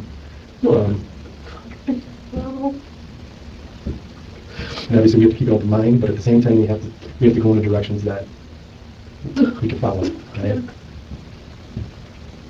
How big is Zach? I don't know, like, kind of fluctuates between probably like 180 and 200. He said he lost a lot of weight or whatever. What does he do for a living? He's not a fairly big guy, but he likes to fight. He does. Yeah. He's pretty proud of being good at it, and you know, has bragged about it in the past. He likes to talk about fighting. He likes to talk about things like that. Good. He's too violent for me. It's just too much. Like, that's why we aren't together. It's just too much. And I was always afraid that, you know, he'd take it too far with me sometime. And you know, that was part of the reason why I said no more. Like, I don't want it to get to a point where, you know. Think he's capable of doing this to somebody? Don't answer that. Take it. All right. Let me go get this. We'll print it off, and I'll go through the apartment with you. Okay. I'm just gonna draw it. And I can hope not. I really do. I think that's horrible. But I don't know. This all doesn't look right. You thoroughly looked through your vehicle for this tracking device? I looked at, like, I had my mechanic friend come over, and he looked, like, under the car, and he went under the truck, and, like, in the engine, and we looked on the batteries. It looks pretty small, that's right. You know, and he even said, he's like, they even come smaller. He's like, we got them on our trucks, and, you know, he's like, they're hard to detect if you don't know. You can stick it in an air filter, and I don't. There could be in my house. I don't know. Right. It's a GPS one, but I think it has, like, the ability to listen. So, I don't know. Rosalio doesn't always lock his doors. I know, like, he would leave that open once in a while. Since Sunday afternoon, we'll send in Sunday night, right? 8:36. Have you heard from Zach? So last night I texted him something about, like, are you hacking my phone? Like, what is going on? I'm like, someone said you're in my phone calls. I'm like, you need to stop this. Please stop following me. Just please stop all of this. This is too much. And then we had a little bit of a conversation, and, you know, he doesn't want to really talk about that. You always accuse me of stalking you and this. And I'm like, weird things are happening. This is what's going on, you know? But, you know, I honestly didn't think, I don't know, just, I don't know. You don't know where this house in West Dallas is? No clue. Okay. No clue. He said West Dallas, and then he said Greenfield one time. But West Dallas, he said. West Dallas, Greenfield. I have no idea. I don't know.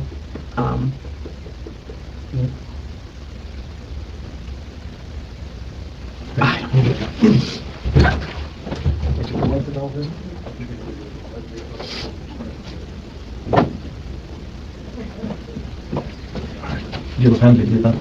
Oh. All right, I'll let you read through that, and then I'll come back in a couple minutes. Sorry, it's 3 pages long. I don't like that, but I'm gonna give you a pen too, because if there's something misspelled or something I need to change, just circle it.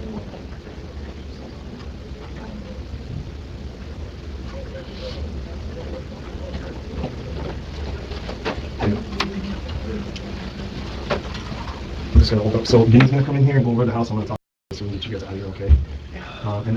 And we gotta get the messages off your phone. She wants to talk to her dad so bad too, and I'm trying to, like, keep her, and I don't know how to, like, you know, I told her, like, we have to be honest, somebody could be hurt, somebody's dad, you know, like, trying to get at her from that angle, like, I just want to find him, just want to figure out, like, whatever, I'm like, you might have some missing puzzle pieces that, you know, I don't know about, maybe you can help figure it out, you know. She's And then 13, right? She's 12. 12. Yeah, and she kept saying, Mom, I know stuff, Mom, and I'm just like, She went down, please wait. Well, she did a little bit, but, you know, like, I don't know, I just want her to tell you guys, I don't, Yep. Oh, I'm gonna talk to her. I don't know, she'll probably tell me some stuff, like she told me about the registration, she told me about the videotaping, and she told me to change my password, she told me that he hacked into her school computer, she told me, he can hack, and she told me on the drive here that he can pick locks. I said, how do you know? She said, well, because he lost his key to his house and he picked his house lock. Okay. He asked her for the house key, which I took from her just now. She's like, oh, my phone house key. I'm like, did Dad ever ask you for it? She's like, yeah. I'm like, when? And she's like, not that long ago. And I'm like, well, why didn't you give it to him? And she goes, because I told him he didn't have a reason to have it. And I'm like, okay. I'm like, well, do you think he took it and made a copy? And she's like, no. Okay. I'm moving. Yeah, I'm gonna, I'll get back to that once Detective Vinny's done with the diagram, okay? So I'm gonna grab a, if it's cool with you, and sit down and have a conversation, okay? So first thing, Number of corrections, you said? Oh, that's right. That is yes, that is Detective Yeah, take your time. coming in now. And This is Rosalio. I know. Sorry. That's Rosalio. Oh, okay.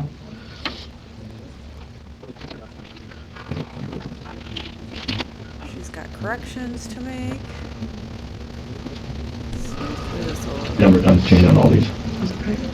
And then down here, it's a Germantown Police Department. I feel like most of all the contacts Germantown Police Department. Where was? On the second page, so it's like, there's just one little line that says I reported this to Greenfield Police. It should be Germantown.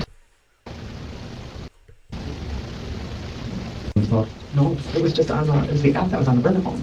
And so I'm just like, I just had a feeling like he's tracking me. There's way too many coincidences that he knows where I'm going or when I'm going or where, if I'm leaving or that I don't come home at night. And then, oh, I have people that drive by and tell me that you're not at home. Have you checked your car? I did. I had a mechanic friend look it over and check it over. I just didn't take it into like a place. Right. But the fact that I found this burner phone in my car, I'm like, well, if you had a tracking device on me, Oh, so you why just would you found put a the burner random phone car was in there? under the seat or something? Yeah, he put it under the So you just car checked the seat. burner phone?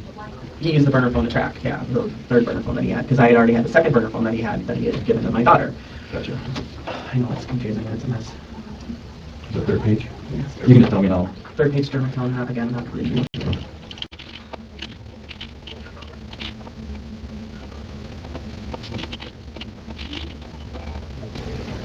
I didn't really walk in, I just opened the blinds. The last kind of bottom, I opened the blinds.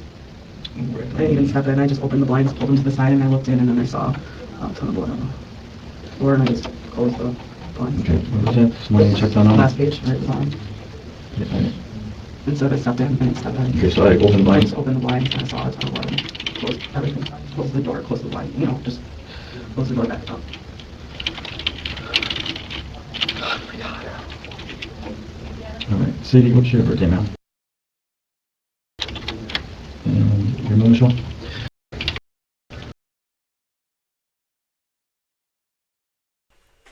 trying to skip through some of this boring stuff.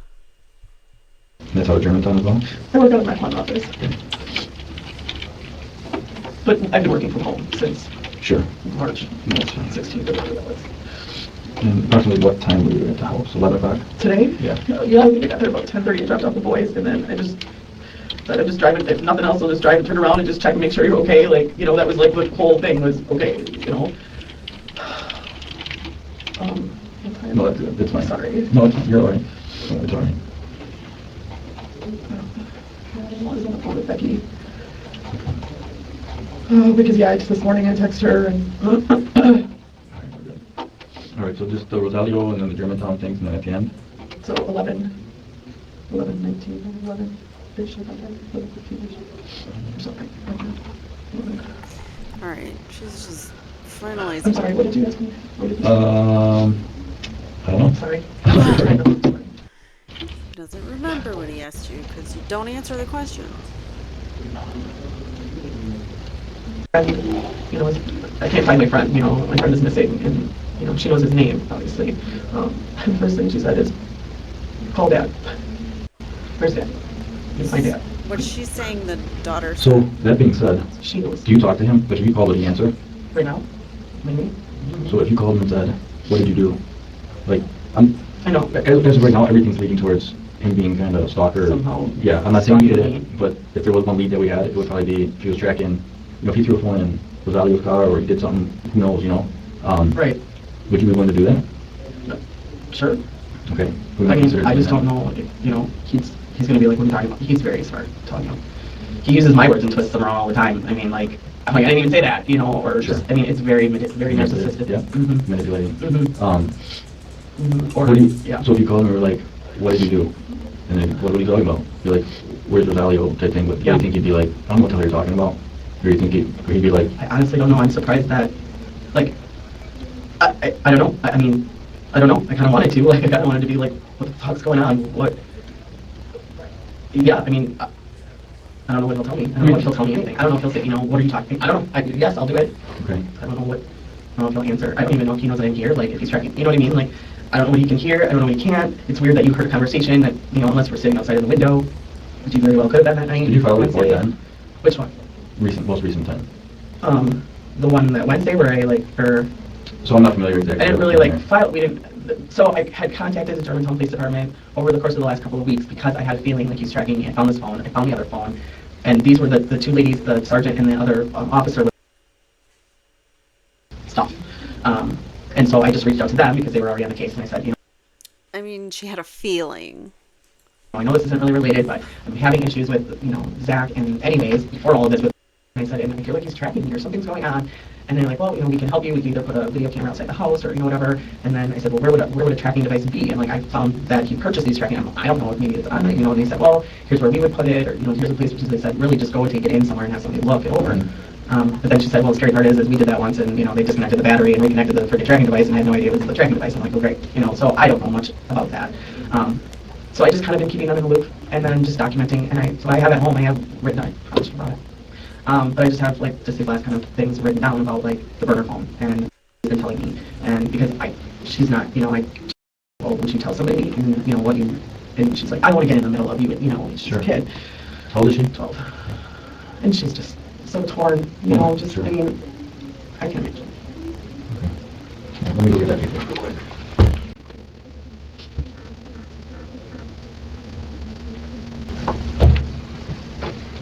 Alright, so here's that. That's basically the ones that you're gonna change everything.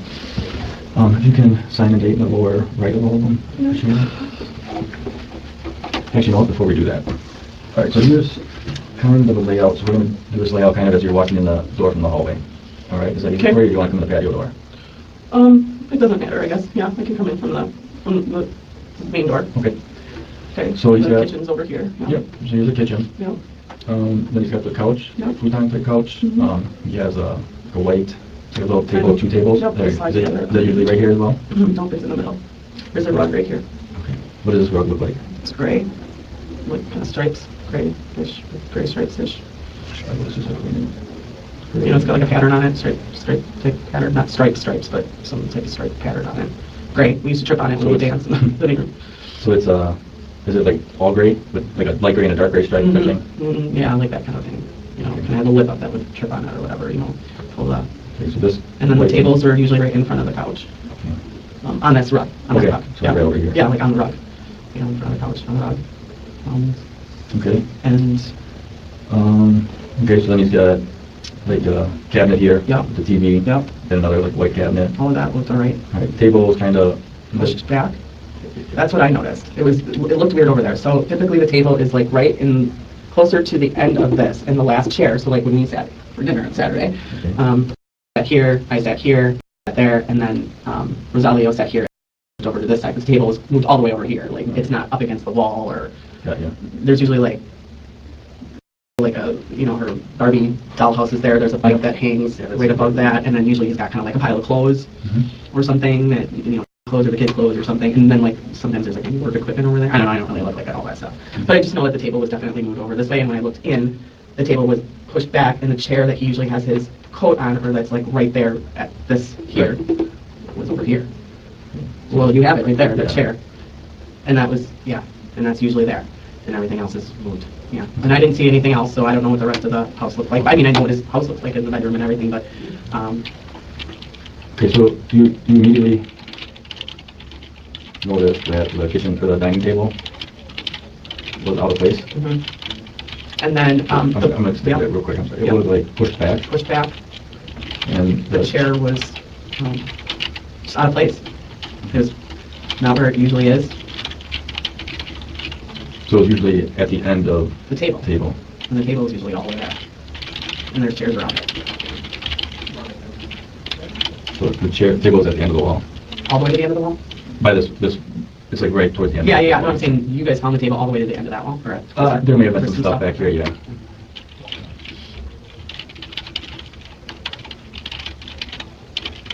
You know, Saturday, like, Did you notice the rug? That if this rug was there still, or that this was moved? Did you notice any of this? yeah, I told you guys, like, so when I went back to the car, because when I was looking in, so I was looking in, it looked plain, you know, it just looked different when I looked in anyway, and when you guys had gotten there a little bit, not you particularly, but the first two. She did not answer the question about the rug. Was it there Saturday night? No, now she's talking about looking in the next day. See how evasive she is about answering questions? That arrived, you know, I looked in and I'm like, this is not right, something's not right, like, all of this isn't right. And then I didn't notice the rug right away, but it was like something was missing, you know, and then like, there's something missing, and then they sent me out to the car, and then I like, was talking to Becky, and I'm like, a rug, and I just like, it just popped in my head, and then I just ran out to you guys, and like, there was a rug on the floor, there was a rug, a gray rug in his house, there's a rug right in the middle. Did you catch that? It just popped into her head after talking to Becky.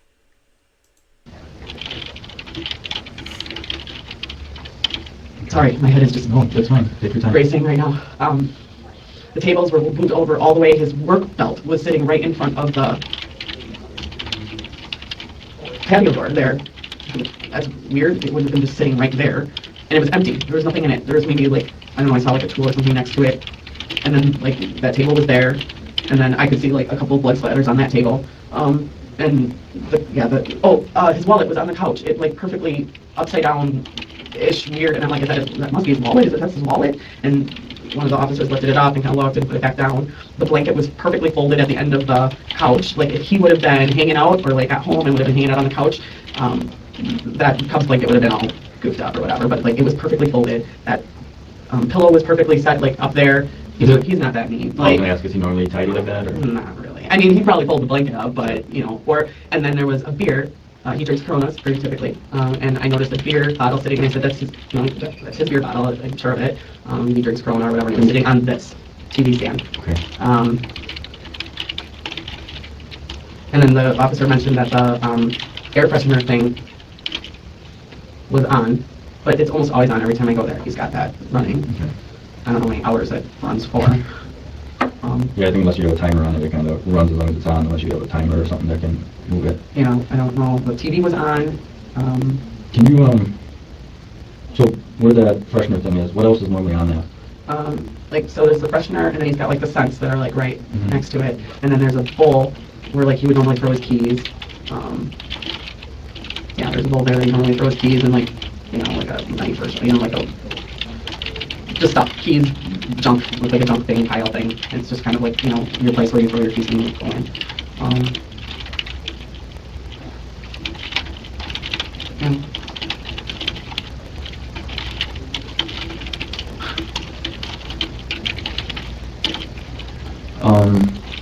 Can you tell me if you know,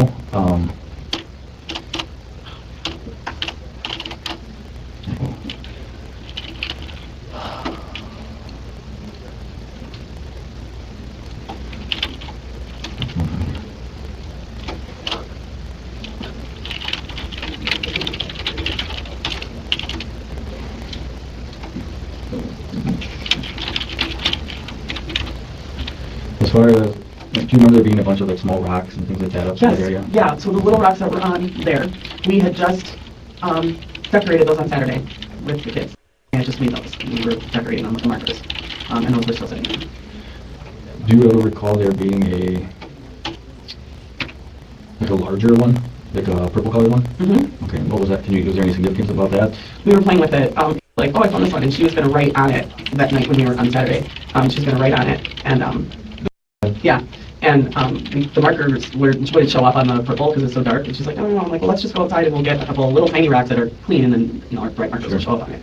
And I don't know, she put it back or something. And then she showed me a couple of other rocks that they found. They found like one that was like kind of an Easter egg that they just found. And that's kind of what prompted us to start making them and do that. And then she's like, no, I'm keeping this one. And, But the rocks are usually all there on that thing, on that shelving cabinet thing, or they're usually on the table? this little. They were on this table. On the white table? Yeah, Okay. they were like, we had they were on the white table. I think retrieved the rock from the dresser or something that was over by the TV stand. You know, that kind of entertainment stuff. He's got all sorts of Yeah, stuff a on lot there. of stuff.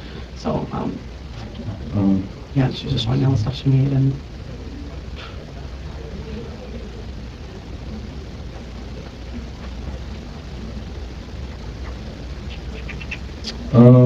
where does he usually keep his, like the plastic thing for the shoes? plastic thing for the shoes. Nobody found like Oh, the water so blower? yeah, like his work boots, there is that little rubber plastic black thing that's usually by the couch. So there's a door sits right by the couch, usually there, and then he's got like Right inside buckets the door? behind with like Yeah. signs in it, and then yeah, right by the door, there's a couple of shoes, and then that black thing that he usually puts his boots on. And I usually take my shoes off right there too. That's usually flat on the ground next to the couch there? Yeah. Yeah, it's usually got like a pair of boots on it, or some shoes and slides. Remember, it was placed up against the wall and there was spatter behind it, so whoever staged the apartment placed it up against the wall in that position, because that's not where it normally was. So that was one of the things that got moved. He had, if you guys want to see it, let's go to, whoops, free Zachariah Anderson. FreeZachariahAnderson.org. You can go there and help. You can donate. You can write letters. You can do all sorts of things. There is a tab on here that shows you how you can help. There's a donate tab. You can also buy merch and get the free Zachariah Anderson with the symbol that he does with his hand. So those are a couple ways that you can support him. You can write Zach a letter also. Oh, you can't see. I'm zoomed in here. Sorry. I gotta zoom in for reasons to to be able to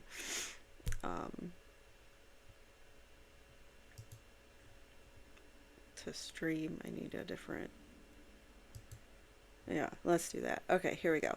So here, you can go to the tab. There's the home button. Let me zoom in now. Then I zoomed out. So you can go donate. Donate here, buy merch. There's updates if you want to learn about updates.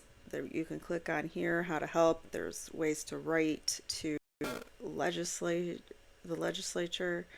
And then you can also write to Zach. So you can write the legislators or you can write Zach as well. And there's also a petition too that you can sign. But I came here now not to just show you that, but to show you the official evidence. We were going to look at pictures from Rosalio's apartment real quick. So, trigger warning, there is spatter in his apartment. I'm not going to focus on those images, but we might see a little in some of the images. So, here's his red, you know what? Where's my mouse? Okay, let's just go through all of them in his apartment. I'm going to put up a trigger warning here. Just in case. Oh, bring that to the front. All right. So this is the front of Rosalio's apartment building. This is his main door that you enter in to get into his building. And as you can see, there's a set of stairs right when you walk in. So this is a little bit farther out, the perspective of the door. This is from the side. So this is that same door that we just saw. And then this is his apartment building. So as you can see, there are bike wheels right here, bicycle wheels. And you can see a little bit of pink coming out of the bushes, peeking out just slightly. And that is his daughter's bike, I assume, Rosalio's daughter's bike. So this would be Rosalio's apartment. And this is the door that Sadie walked in. Right there. And then his tool belt and all of his tools and things were on the floor right when you walk in. Just another angle. So here's pictures of the cigarette butts that are in the yard. There's a bunch of butts that were never tested. I guess they were wet, so they couldn't test it. They collected them. I don't know if they couldn't, they just didn't. Here is some spatter on the inside of the door. You could see it's on the door jamb, so it would have happened with the door open. The BLOOD got there when the door was open somehow. And there it is closer up. You can see it's in the door jamb. Like I said, trigger warning. This is the inside of Rosalio's apartment. This is the little table that she was just talking about where he keeps his keys, and he's got the diffuser. There's a knife. Why she knew he kept a knife there? I don't know, but she did. Was that knife ever tested? I don't know. Be weird if Sadie's DNA was on there, or somebody, whose DNA could have been on there. I don't know if it was ever tested. This is that black plastic thing that they're talking about right now. It's like a tray to get like salt and stuff when your boots are wet, to like let it drip there so it doesn't get on your floor.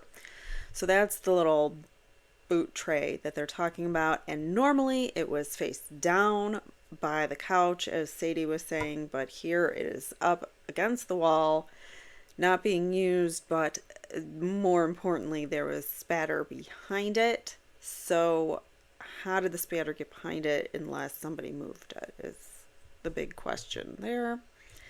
Here's some more pictures of the inside of his door. Just closer up, you can see the spatter. And then there's some more. You can see the pooling of BLOOD on the floor. Here you could see back here is the table. So this is his dining room table and chairs, and for some reason it's pushed all the way against that corner when normally it would have been in the middle of the room. So that's something that was staged that we know of. Here, I don't know what all of these things are. It looks like a cigarette butt, but I can't tell what everything else is, but it's evidence. Okay, diffuser's still running when the police are taking photos on the 19th, yet he's supposed to have gone missing on the 17th. And so this is the knife right behind the diffuser, item 15. You can see it's right there. And that's the knife that she was just talking about that he keeps there. How does she know that? Why does she know that? Next photo is this dining room area from a different angle. See, here's the diffuser still going, and looks like some lights or candles or something are burning there. Do we see that in the other? What's lit up?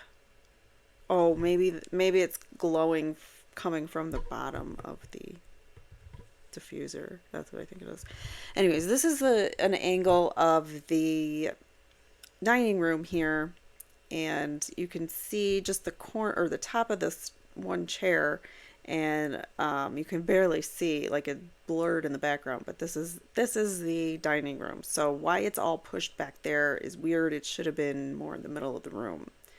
Although that would make that room very tiny, so I don't know how they would have maneuvered. At least that's what Sadie's saying, that this dining room should have been, more a dining room. But then how would they have gotten through the hallway so easily? I don't know.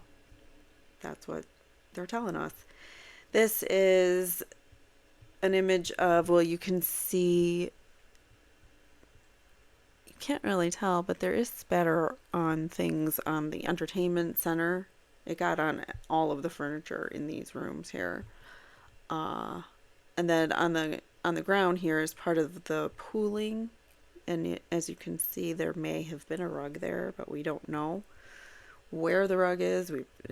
Rug has never been found, and neither has Rosalio's body. So it's not a very large space here. It's probably like a 5x7, I would assume, rug. So maybe a little bit bigger, but it wouldn't be that large this space here for a grown man's body to be rolled into a carpet, like, and completely covered. So parts of him were probably sticking out if he was rolled into this carpet that is missing, supposedly. I'm just saying. I'm just throwing out, scenarios and facts and things that we're seeing here, what we're noticing. So this was also something brought up. I don't know why, but this table here, this little white table was in the middle of the room, and this Cubs blanket, Sadie had made some kind of comment that it was never really folded up and put on the end of the couch there. So that might have been staged, and this table was definitely staged because it was, I think, more like on like an end table or like a coffee table. They used it like a coffee table. So that was moved, and all of the items that were on it were moved. Here's some more spatter.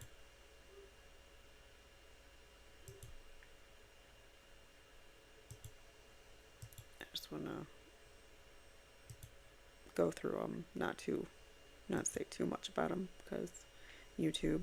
There's more spatter on the couch. To me, it almost looks like someone's head was right there and they were bleeding out. All right, so here is the white table from a different angle. As you can see, there is spatter on the table. You can see there was a remote, a little plant, some items like little knick-knacky things or things that kids would have. These are the tools. We're going to get back to Sadie's interview just a second, but I just wanted, in case you didn't see my episode on this or you needed a refresher, this is what the apartment looked like when police arrived on the 19th. So this is his tool belt or tool bag, whatever, like spilled out on the floor, tools thrown about. This is the bedroom, window open. So that's how Sadie looked into the bedroom. They did bring that up on examination as well to the detectives as to were fingerprints taken on this window. That could have been a point of entry or exit. So nothing was done on that window to process it. That came out in the trial. Here's a pizza box, never tested. We don't know when it was ordered. We don't know if that was from that day or the 18th, 17th, 18th, or possibly even the day before when Sadie was hanging out with them. So questions about the crime scene still that it easily could have been answered. There's a receipt right there on the damn box. You could tell us when the pizza was ordered. You could call the pizza company from that receipt and find out if it's not even on the receipt itself. This is like detective work 101. I am not a detective, and I know these things. So, knife that was here from cutting possibly some limes. He had some limes that were cut up. He was drinking Corona. We know he liked Corona. There's a Corona bottle in the garbage. There's also a Canada Dry ginger ale bottle in the garbage. Neither one of them were tested for DNA. Garbage. That was garbage, I'm assuming, from the building that had been thrown in the chute because it had recently been picked up. So they had to do some investigative work as to where was everything. They had to find out where the garbage went. And even then, they didn't do much of a search of anything. And there you go. We have gone through Rosalio's apartment pictures. So just so you can get that idea back if you needed a refresher. It's always good to think the evidence over again because we might see things that we didn't from the first time. So, all right, let me get back to Sadie and her interview here.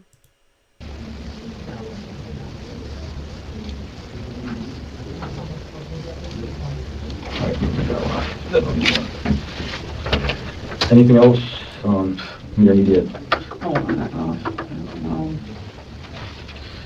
Just from what I saw. Okay. Yeah, and that's understandable. And that was the main thing. I just wanted to kind of get this general area of what we've seen so we can say, hey, this is this place, this is this place. Right. All right, I'm right back.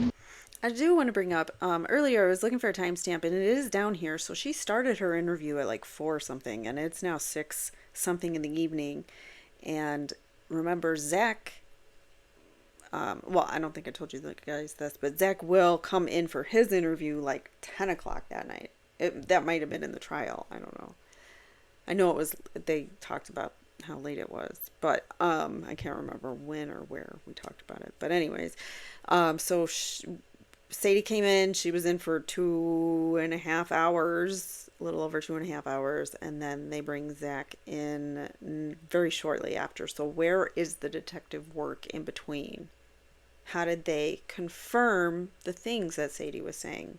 Did they confirm any of the things, or did they just convict basically right then and there? Because that is pretty much what police do. Detectives want to get their man, so they see people as guilty. And this is not anything against police, but it is just the frame of mind in which they're looking at everyone. Everyone's a suspect until they're not. So you have to think of them as a suspect, and they will find they will find pieces to fit their narrative once they think you are guilty. And that is, for good or bad, that's what detectives do. And it can sometimes get innocent people wrongly convicted.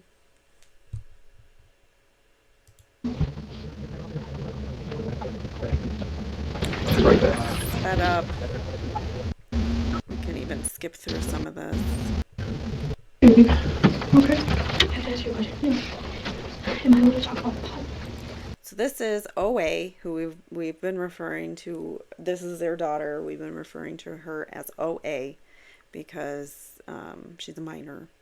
So we're gonna see how OA and Sadie behave a little bit without police in the room, and then a little bit with police in the room, and it's kind of interesting to watch. I almost feel like, well, you guys tell me what your impression is watching OA, but I feel like she's digging the drama. She very much digs the drama, and I feel like she gets that from a parent. I feel like that is something, she's mirroring from one of her parents. I'm not gonna say which one, but I'll just say that. What?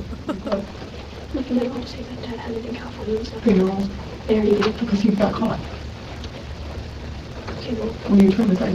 there was stuff about in California that he had a gun inside California. You know about it? Yeah, I don't. he had an unregistered gun. California to keep on pot sale. Really? Am I allowed to talk about that? I mean, I don't know. I mean, I think just that you know about it. there's Unregistered. something I know that you guys don't know. Whatever you need to. I'm not trying to have me in trouble. It's What about that anymore? It's not. It's not. We want to make sure everybody's safe, and including your dad. I mean, I don't want your dad hurting himself or doing something weird, right? Or coming after us with this unregistered gun. Don't want our dad doing something weird? What weird thing is he gonna do? I don't know. I think you should. Yeah. I think you just be as honest as you can. No, with yourself. I said that I had to come and ask you just before I said it. It's okay. I think,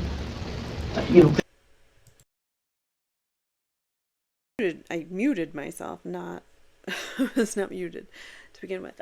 Sorry. So this should have never happened. She should have never been able to come out and ask her mother questions during questioning, during police interrogations or interviews. I mean, she's not being interrogated, but she's being interviewed. So yeah, she shouldn't have been able to come out and ask Sadie to clarify things or whatnot. And I believe it happened a couple times throughout the interview. But anyways, here we go. they already know the records. Let's have another just so sweet.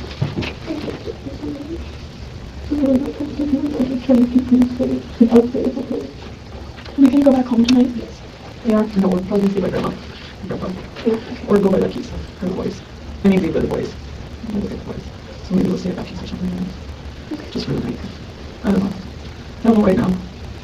I hate being in this position. You know, it was like that when you were out of town. And I was in this position when you guys were out of town. Yeah. This is so stupid stuff. How I about, was in this position when you were out of town, Mom. When he did this type of thing. no, it's not When right. you stayed with him. No, it's not We right. ended up staying with him. You better not let that happen. There you go. This is why I'm here. I'm just trying to make sure that we all protected. It's not okay that I don't know what's going on. I'm scared too. I'm scared too. I'm scared that I was just waiting out there for him to do it. it's gonna come out. I don't know. Your dad's crazy. That's the question I just asked. Yeah, you can tell me what you need to. Please just be honest, baby girl. Love you. I love you. Bye. I'll see you in a few minutes.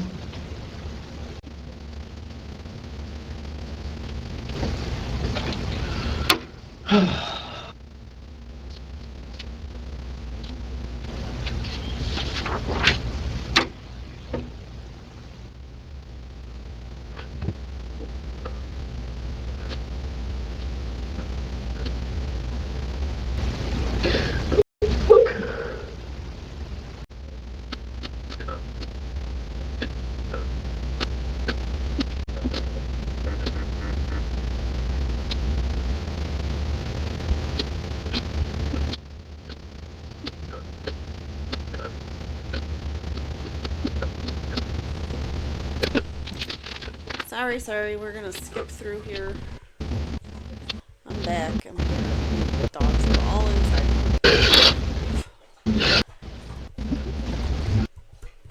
I'm gonna skip. That's my dog drinking water, if you can hear that. She's quite loud.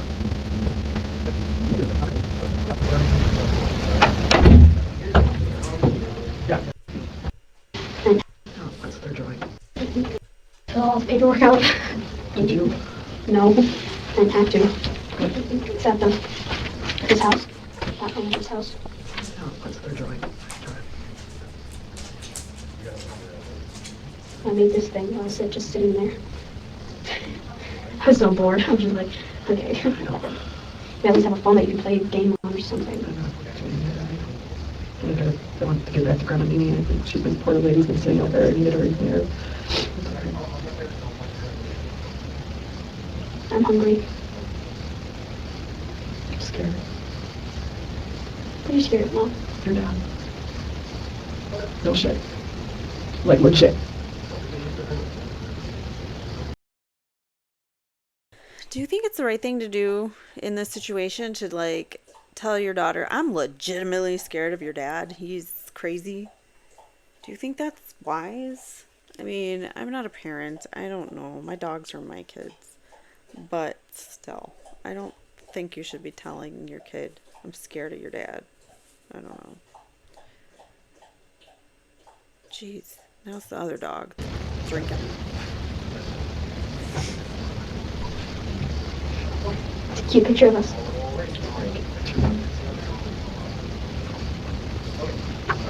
You don't need him around to have a nice life.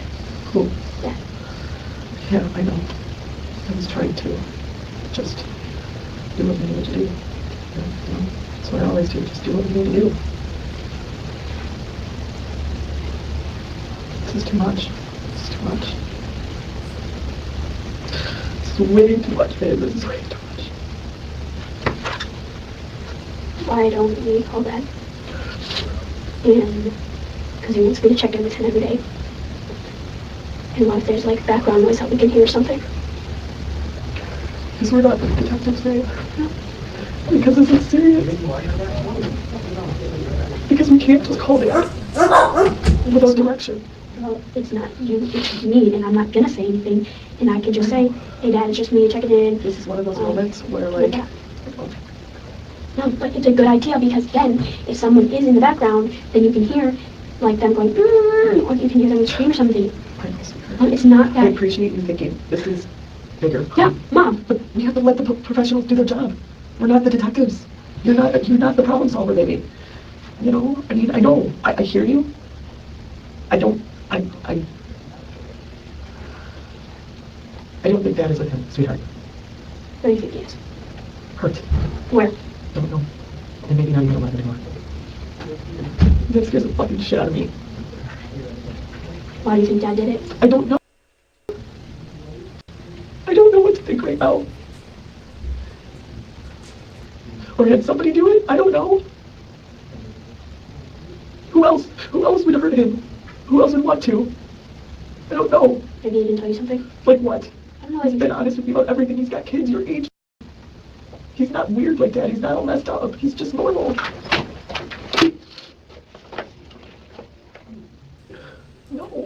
He's not weird like Dad. He's all normal.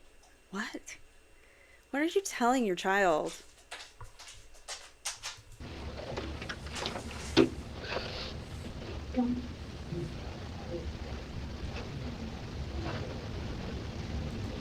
First of all, you don't even know if Rosalio is weird or not, so you don't know him to say that. But then to come back and be like, to tell that to your kid, that's to act like your dad's weird. I mean, I know kids when they split up, or parents when they split up often bash their exes, but I don't understand that. I mean, that's not what's good for the child. Your dad did something and he's so stupid. I mean, why would he do that and take himself away from you guys even? Like, just stupid, stupid, stupid. I don't want to think that, but honey, I don't know right now. I'm so freaked out. You know more than I do even. I don't know. I'm sure. Sadie's aware that she's on camera, so she could potentially be acting for the cameras. I'm not alleging that, but it's a possibility. That's all I'm saying.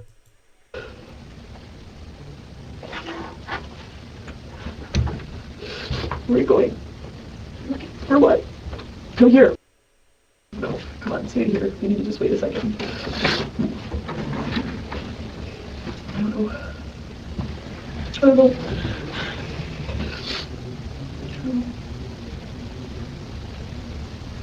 I just want to find him.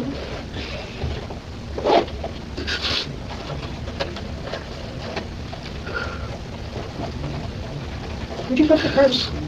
What? Where's my phone? You gotta put it in here. In the car. It doesn't work in here. Nothing works in here. No, because you can't call anybody. You're doing anything. No. There's a reason for that.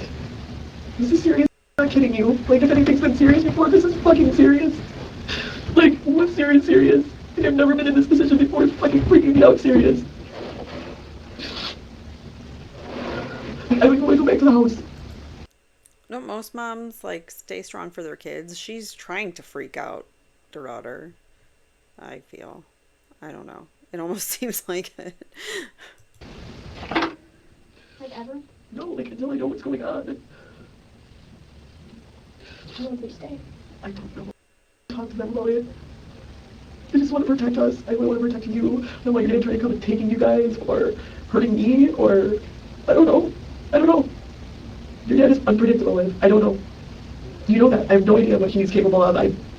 Anything. I don't know who he knows. I don't know what he does. I don't know how much money. I don't know nothing. I know nothing. But I know the shit doesn't add up and something's wrong. It's not okay. And somebody's hurt. That's not okay. You're just hurt people. So I don't know. This man is missing, and people care about him. Not just me, even.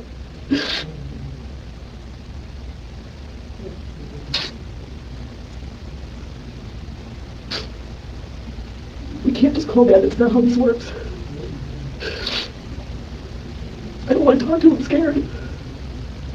You won't, then I will. No, because I'm going to ask him what he did. What the fuck's going on? Why, you want to ask about Rosalio to him? Yeah. Did he do anything? I mean, that's the first freaking thought. He'll never. He just. I can ask him. No, just. Everybody's like, you can't do anything, you can't do anything. Because you're a minor. Because you can't. Because you're not an investigator. Because people don't know the things that I know, Mom. It doesn't matter, though. Oh my Maybe. God. Maybe. Maybe. People don't know the things that I know. Maybe. I just said maybe. It's not my call. They have to do their job. You have to let them. Well, maybe they're not doing the job right then. You're 12 years old. How are you going to tell police officers how to do their job? Knock it off.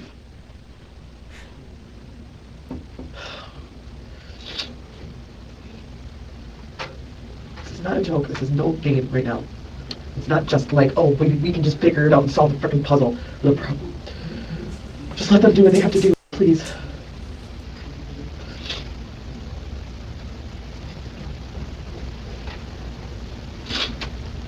I'm going to ask the investigator. Sure, that's whatever you want.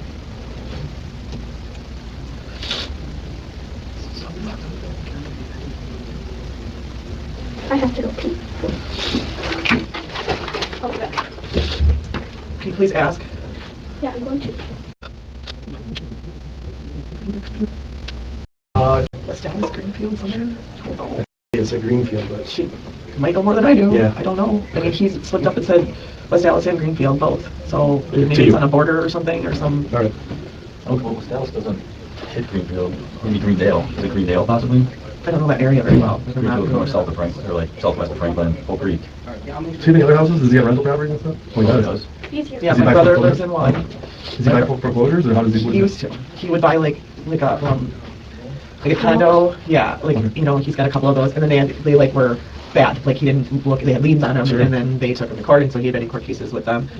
But he still has the one that my brother lives in, that he rents to my brother, Mhm. and that's kind of a weird thing. And then he bought my old condo that we used to live in. Mhm. He bought that off of auction when it went to foreclosure, Mhm. and it's a weird thing because the title is like we never changed the title over, so you can find it. So it's technically in my name, but he owns it. Sure. Weirdly enough, so there's that property, Mhm. and then just one I don't know. Is it Greenfield that Dad said, or West Dallas is what he told me? Green. He did say Yeah, how Greenfield. confident are you in where this house is? Greenfield. Well, I know the girl, your friends live in Greenfield, so you're familiar with Greenfield and hearing that, but I don't. Greendale, not Greendale. No, Greenfield. Yeah, he didn't say Greendale. When he said it, he said Greenfield or West Dallas Greenfield, if we care about.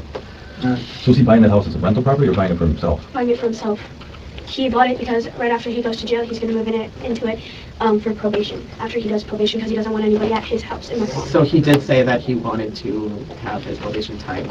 He was going to get a house somewhere in Milwaukee, but because of everything going on, he's not disclosing to me anything because, Yeah. you know, He's going to jail? mad. Again, that, I don't know. So now Yes. so he thinks that they're going to probably not give him any time, but maybe like 2 weeks, he was told. Sure. And then he'll be able to do the rest of his time on probation here. Gotcha. Where's he going to jail? In South Dakota? But yeah, that's where it happened. Right. Again, it's all what he's told me. I have no records of anything, so I don't even know like exactly what happened. Like it's all been what he's told me, So, or her, you know. so everything that you've discussed with me in your statement, obviously it's not normal behavior. I think we're all in agreement to that, right?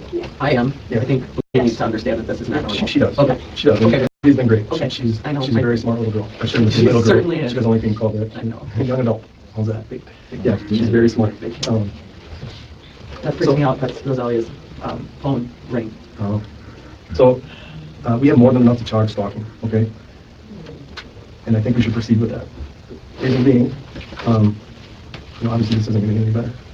He's going. I know. I couldn't prove anything. That was the I problem. think, Like, I think we have more than enough to prove. I know. And I didn't want to. I know. Is there a way that I could call my father? Not right now. We want you to do that right now. Why would you want to call him? I mean, like, not investigating anything, but like to see if like you could hear anything in the background of it, Yeah, we're not gonna, like that. we're not gonna do that right now. Good idea, though. Yeah. So, we just have to make sure you're on board with it before we go about it. Yeah. I mean, I definitely want that. Okay. These are things to stop. That's Right. been a concern of mine. I mean, I'm, getting to a paranoid point of, of like, Sure. where am I going? When am I being watched or not watched? And she's telling me things.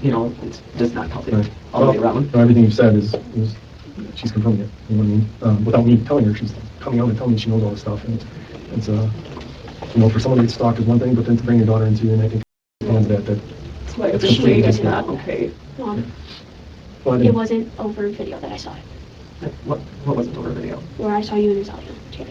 Okay. Dad had brought me that night and left the boys at the house. Are you serious? Holy shit! Are you serious? Mhm. Oh my god! You can, You can't tell me stuff like that. Oh my god.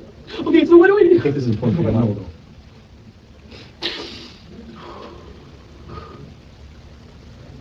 Baby girl, he can't go over there. He can't have you guys right now. This isn't right. None of this is okay. He leaves us alone when we're there, and he comes and watches you when we're there. He leaves in the middle of the night. Okay, how do I stop this? I gotta do something. I've done what I could to try to put in place my custody in a place, and I don't know what to do now. Well, we're gonna force it, okay? We're gonna take some action. I just need your blessing and you're on board. Fuck, I'm so scared. I know you are. I know you are. You've been scared for about 3 months, right? Longer, probably. Yeah. and so you know, Sadie, it takes a lot of courage on your part. To talk about. Was she scared the last 3 months when she was calling him Z-Bear and asking him to come over and spend the day with her and the kids? And asking him why he didn't spend the night at her place? was she scared of him then? Because I don't think those are the actions of someone who's scared of someone. Just an observation there. And I really do think that Sadie's playing up the emotions. What do you think about OA and her comments, her interactions with her mother? I really feel like she wants the approval of her mom. Us, and I think it means a lot that, she can talk to you as well. I think Mom needs a hug. Dad told me not to tell you. I'll give Mom a hug, huh? Yeah.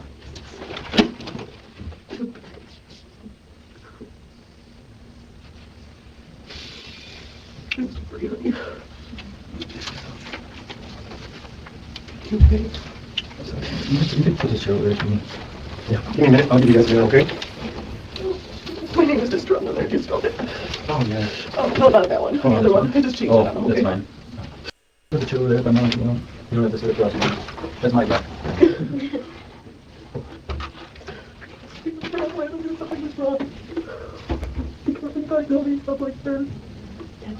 I know, but that's right. You know right and wrong. You know right and wrong. I know, Mom. You're telling the truth now. I'm just... It's hard for me to say stuff like that to my mom. I know, but baby girl, I'm your mom. I fucking love you so much. I know, but I knew that you were going to do something that wasn't going to be in the police's... What would I do, baby? I don't know, go up to him and tell him and say something to him that I told you, and then I would be in trouble with him, and I don't want to be in trouble with him. Right, I know. I get all of that. I do. And I've been so good at protecting the information that you've given me and just telling Dad that I know because I find it out, because I figured it out. Not because you told me, but because I figured it out. And that's how I've been confronting the things that I've been finding out that way. What's the dad said that? That's redacted. It's a blue. Yep. There's one of the rentals. Okay. Is that one of your brother's at? I think so, yeah. Okay. Her brother lives in LA? Please, you don't mix up our names at this police station. Okay. Jamie's gotta be just... Is your brother close to him or no? He wasn't... Is he close to him, like, Yeah, like, personal yeah. close to him? I mean, he's done, 12, so he knows them. Sure. He I mean, talks is to it somewhere TJ in the- more because he's been going over to TJ's and, like, fixing up stuff like that's broken. No, like, remember? Oh, yeah, Dad went the over, you fridge, guys went over to the furnace, TJ's. and, Where are your boys right now? Your house? They're with Becky. She's At her house? at her house Okay. in Hartford. I just told her to take the kids to her house. Good idea. And I will probably go get them and either stay there or go back. I mean, he might know where she lives too, but but he doesn't. I know that. He doesn't know where she lives. or go to Grandma and Grandpa's, Do you go to my want- dad's. Yeah, do you want us to put you up somewhere tonight? I think that's a good idea, Mom. Probably. I think that's a good idea, Mom. I think that's a good idea. I mean, He for doesn't sure, he doesn't know where you guys are He yet. knows where Grandma and Grandpa lives, so he can go there. Of course, he's... And he Is can... he tracking your phone? I don't know that. He's hacked into my school account. He's hacked into my school stuff. He's hacked into your phone for sure. I know that. My phone or email? All of it. So, How do you know you got it in my phone? what's your phone open? How does she know that? I looked Is it for open? spyware and stuff like that. I don't know if you do. Is there open? Yeah. Just want to check something, see if... But remember, I told you to change all of your passwords. And I did. You can put bold maps on here? Yeah.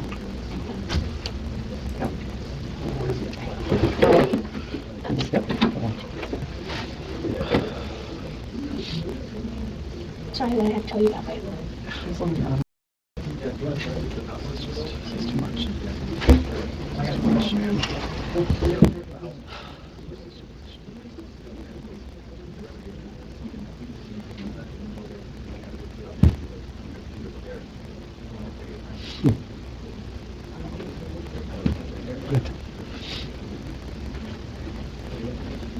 No, there's no way. You do this. Is it time to shut it off? Yeah, your location history. Yeah. Give it off. Oh, you know what it is? I bet. I mean, it doesn't know what to do with Gmail. I think I have my actual location up. Does that matter? No, that's good. No, Okay. Well then. with that off, there's no way. Yeah, Yeah. so I think if I go in here, it goes like this. Last week, previous searches, and then recent history like that. Yeah. Yeah, that's all. It's not off? It's not on? I mean, is it show where you are? The location is off right now. I turned it off Good. on That's our what I way was trying to here. check. Oh, no, I turned it all the way off. On Yeah, our this way school here. does, but it's like 4 years old now, and everything's changed on phone, so. Yeah, and I shut her phone off. She's got a flip phone. I shut her phone off, but it's in the car. And then this, I shut off the Wi-Fi. I just have the data on right now. Okay. And then I don't have location or anything on. I shut all that off on the way here. Do you know if he has any firearms or anything like that in the residence? No, he Yeah, I don't know. I've never seen anything. In In my, California. I don't know. I don't know. he does not. He had one in California to protect all his pot, but Did Fontina bring a shotgun down? no. Have you ever heard him talk like, oh, if the police ever come in, I'm gonna do this or I'm gonna do that, or No. or he never made some Do you know comments? who was he ever talk bad about? He says don't talk to them without a friend party. Okay, that's all right. That's being a parent. That's right. Okay. Yeah. And they're not your friend and things like that. And Well, to a we're certain not extent. Right. Anyways.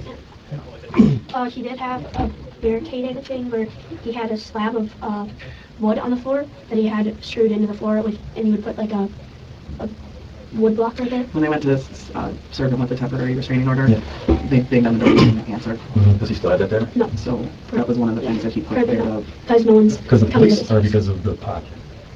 I think Because of just both. barricaded door. It was whatever. because of both. I don't know. He's got a strange way of thinking. I don't. It's just not normal. Clearly. Yeah, probably. That was one of the things. Is I went to the cops about this, and I'm the bad guy because I called the cops on him. Well, Yeah. what am I supposed to do? I mean, and they're serving you papers. I have nothing to do with that. Right. I'm not trying to get him arrested for anything. Just Right. um, You want want him the to stop behavior to his stop. actions. Right. That's what I've always said. Just the behavior has to stop. It's just not healthy. Now this is to a whole other level. Sorry, whole other level. Sorry. So, I got someone coming in to dump your phone. Okay, I want to do that before we release you guys, whatever we're going to do. Whether it be, How long ago did they live in Colorado? Or California? A year ago. 2 years. When was the last time you 2 did that years. barricade thing? Been back for 2 years. He He's been fixing up the house now, so I don't know. when he took it sort down. of. He has it stripped to the bone, but The house? yeah, all the downstairs is you can see right through everything. He's always had it like that. It's always been gutted out for the most part. He's never really lived in it. Like I said, had a place for the kids there. Like you guys haven't stayed there since Mexico. Like that's when you guys started staying Yeah. over. But before that, it was just him living there, and it was just a shell kind of a old farmhouse that he bought. And he never really put money into it to fix it up because he'd always been living somewhere else, Sure. traveling for work. Detective Warren said that you have just like a bad feeling with your dad and with what was going on or something like that. What do you think happened? Part of me didn't feel kind of safe with him. It was really. I wouldn't sleep there without my little brothers. And I think, Mom, you remember that? It was on I do your now. birthday. And I made up an excuse to not go with him because he's like, your mom doesn't want you here, mom doesn't want you here, and blah, blah, blah. And then he was like, let's go. And I was in the kitchen, and then he pretended like he was nothing, and then he was trying to make me go with him. He's like, we're going to have so much fun. No, you're not going to stay here tonight, you're going to come with me. Well, the boys got to stay there. But I said, and I made up an excuse, and I said, no. And I told him, I said, no, I'm not going tonight. No, I'm not going tonight. And then I made it an excuse with Mom, and then I didn't end up going that night. And then So, Mom got mad because I made it up an excuse, but she didn't really know the background of it. sure. So right now though, like, today or when you were talking to Mom, and she had told, you had said something about you can't find Rosalio, you're trying to find him or Yeah, something. was it last night or the yesterday? yeah, Right? last night. Yesterday. And what was Last your, night. what was your first thought? Like, what did you think? My first thought was Dad had rope and duct tape on the chair downstairs in the basement Okay, and What? so what do you think about, like, to that? Like, When? what do you think happened? on Sunday. Down in the basement playing with his Legos that he had at At Dad's Mac house. One? Yeah. In the basement? There's a chair down there? It was like a lounge chair or a chair like that? No, it was like a desk chair. Oh, What Like do you one mean of those- rope and duct tape? Like this type of rope, but it was like thicker. And it was just sitting on a chair? Yeah, but like it was all brand new. It was still in the package, like plastic around it and stuff? Yeah, around the duct tape, yeah. I guess, so what do you think? That was my first thought was Dad. Yeah. That your dad may have done something to him? Well, I don't want to put yeah. words in your mouth, is that, and that's why I'm trying, I don't want Yeah. to put something out there, so. Well, But you were with Dad on Sunday until like 5 until I picked you up. Yeah. And that's when I. is anything said? Sunday? No, I didn't ask him about it because I didn't really think anything of it. So. Did you ever mention, like, I'm gonna get him, or I'm gonna hurt him, I'm gonna, like, I No. don't like him hanging around with you yes. guys? He said that he told me, he said that, one day maybe I'll just go up to his house and just watch him for a day or something. Those were his words. Or he said that he might follow my mom up there. Something. When are you supposed to go back by your dad's house? What would be the, There's not So- really a schedule. oh, That's right, there isn't a schedule. And since I had filed for the placement last week and everything, I sent him an email yesterday that said something, basically said, been asking for a schedule. Here's a proposed schedule. I actually bought a calendar. We went to, we bought a calendar, went to the dollar store.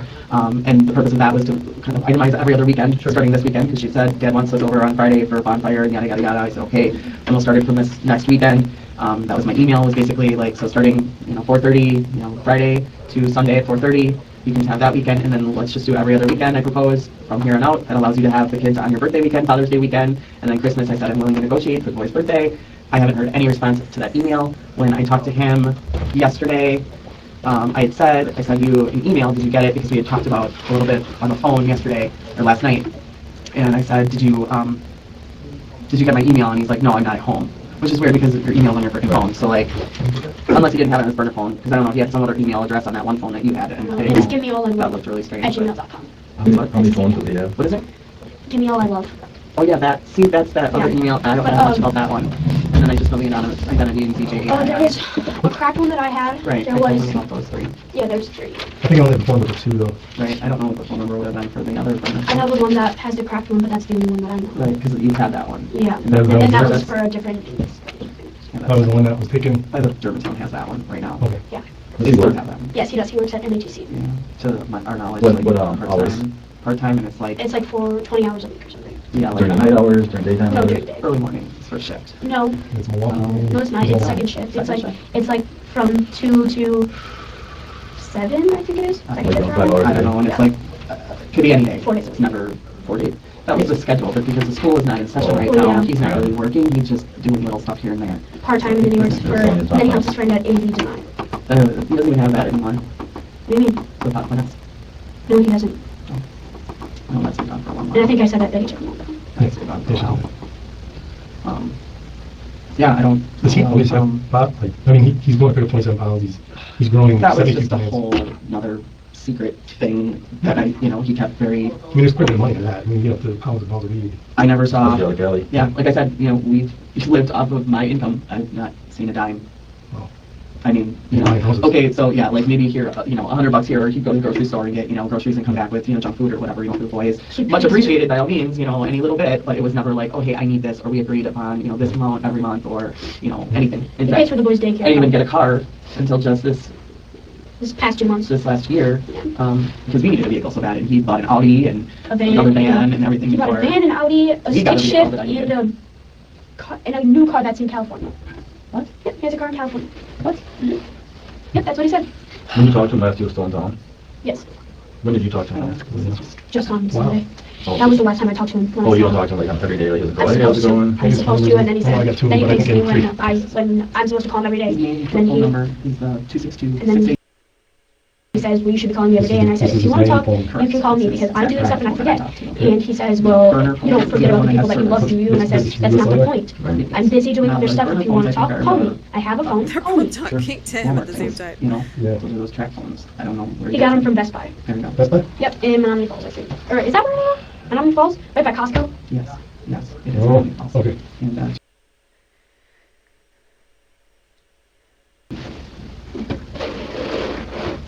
and the other 2 phones, I don't know. Yeah, I can't think of any of those 3. How many phones do you have? This is all so much. Mom's learning new stuff. Every single second that It's all too much.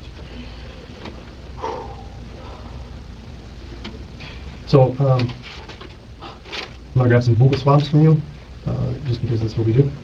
Not that I'm saying that you're any part of this at all, because I already or that you have No. coronavirus. Yeah. Right, it's kind of the same thing, just like a cheek. And, I got nothing to. yeah, and like I said, they're calling somebody in, especially just to Buckle do a phone, so. swabs. I want to Do get you that. have to do my mouth too or no? I don't think so. No, No. okay. It's DNA, but it's used specifically for this case. We're not going to be putting it in any database or anything like that. I'm Can't. concerned. Okay. No. I would be concerned. Yeah, you gonna make a phone call to Rebecca or anything?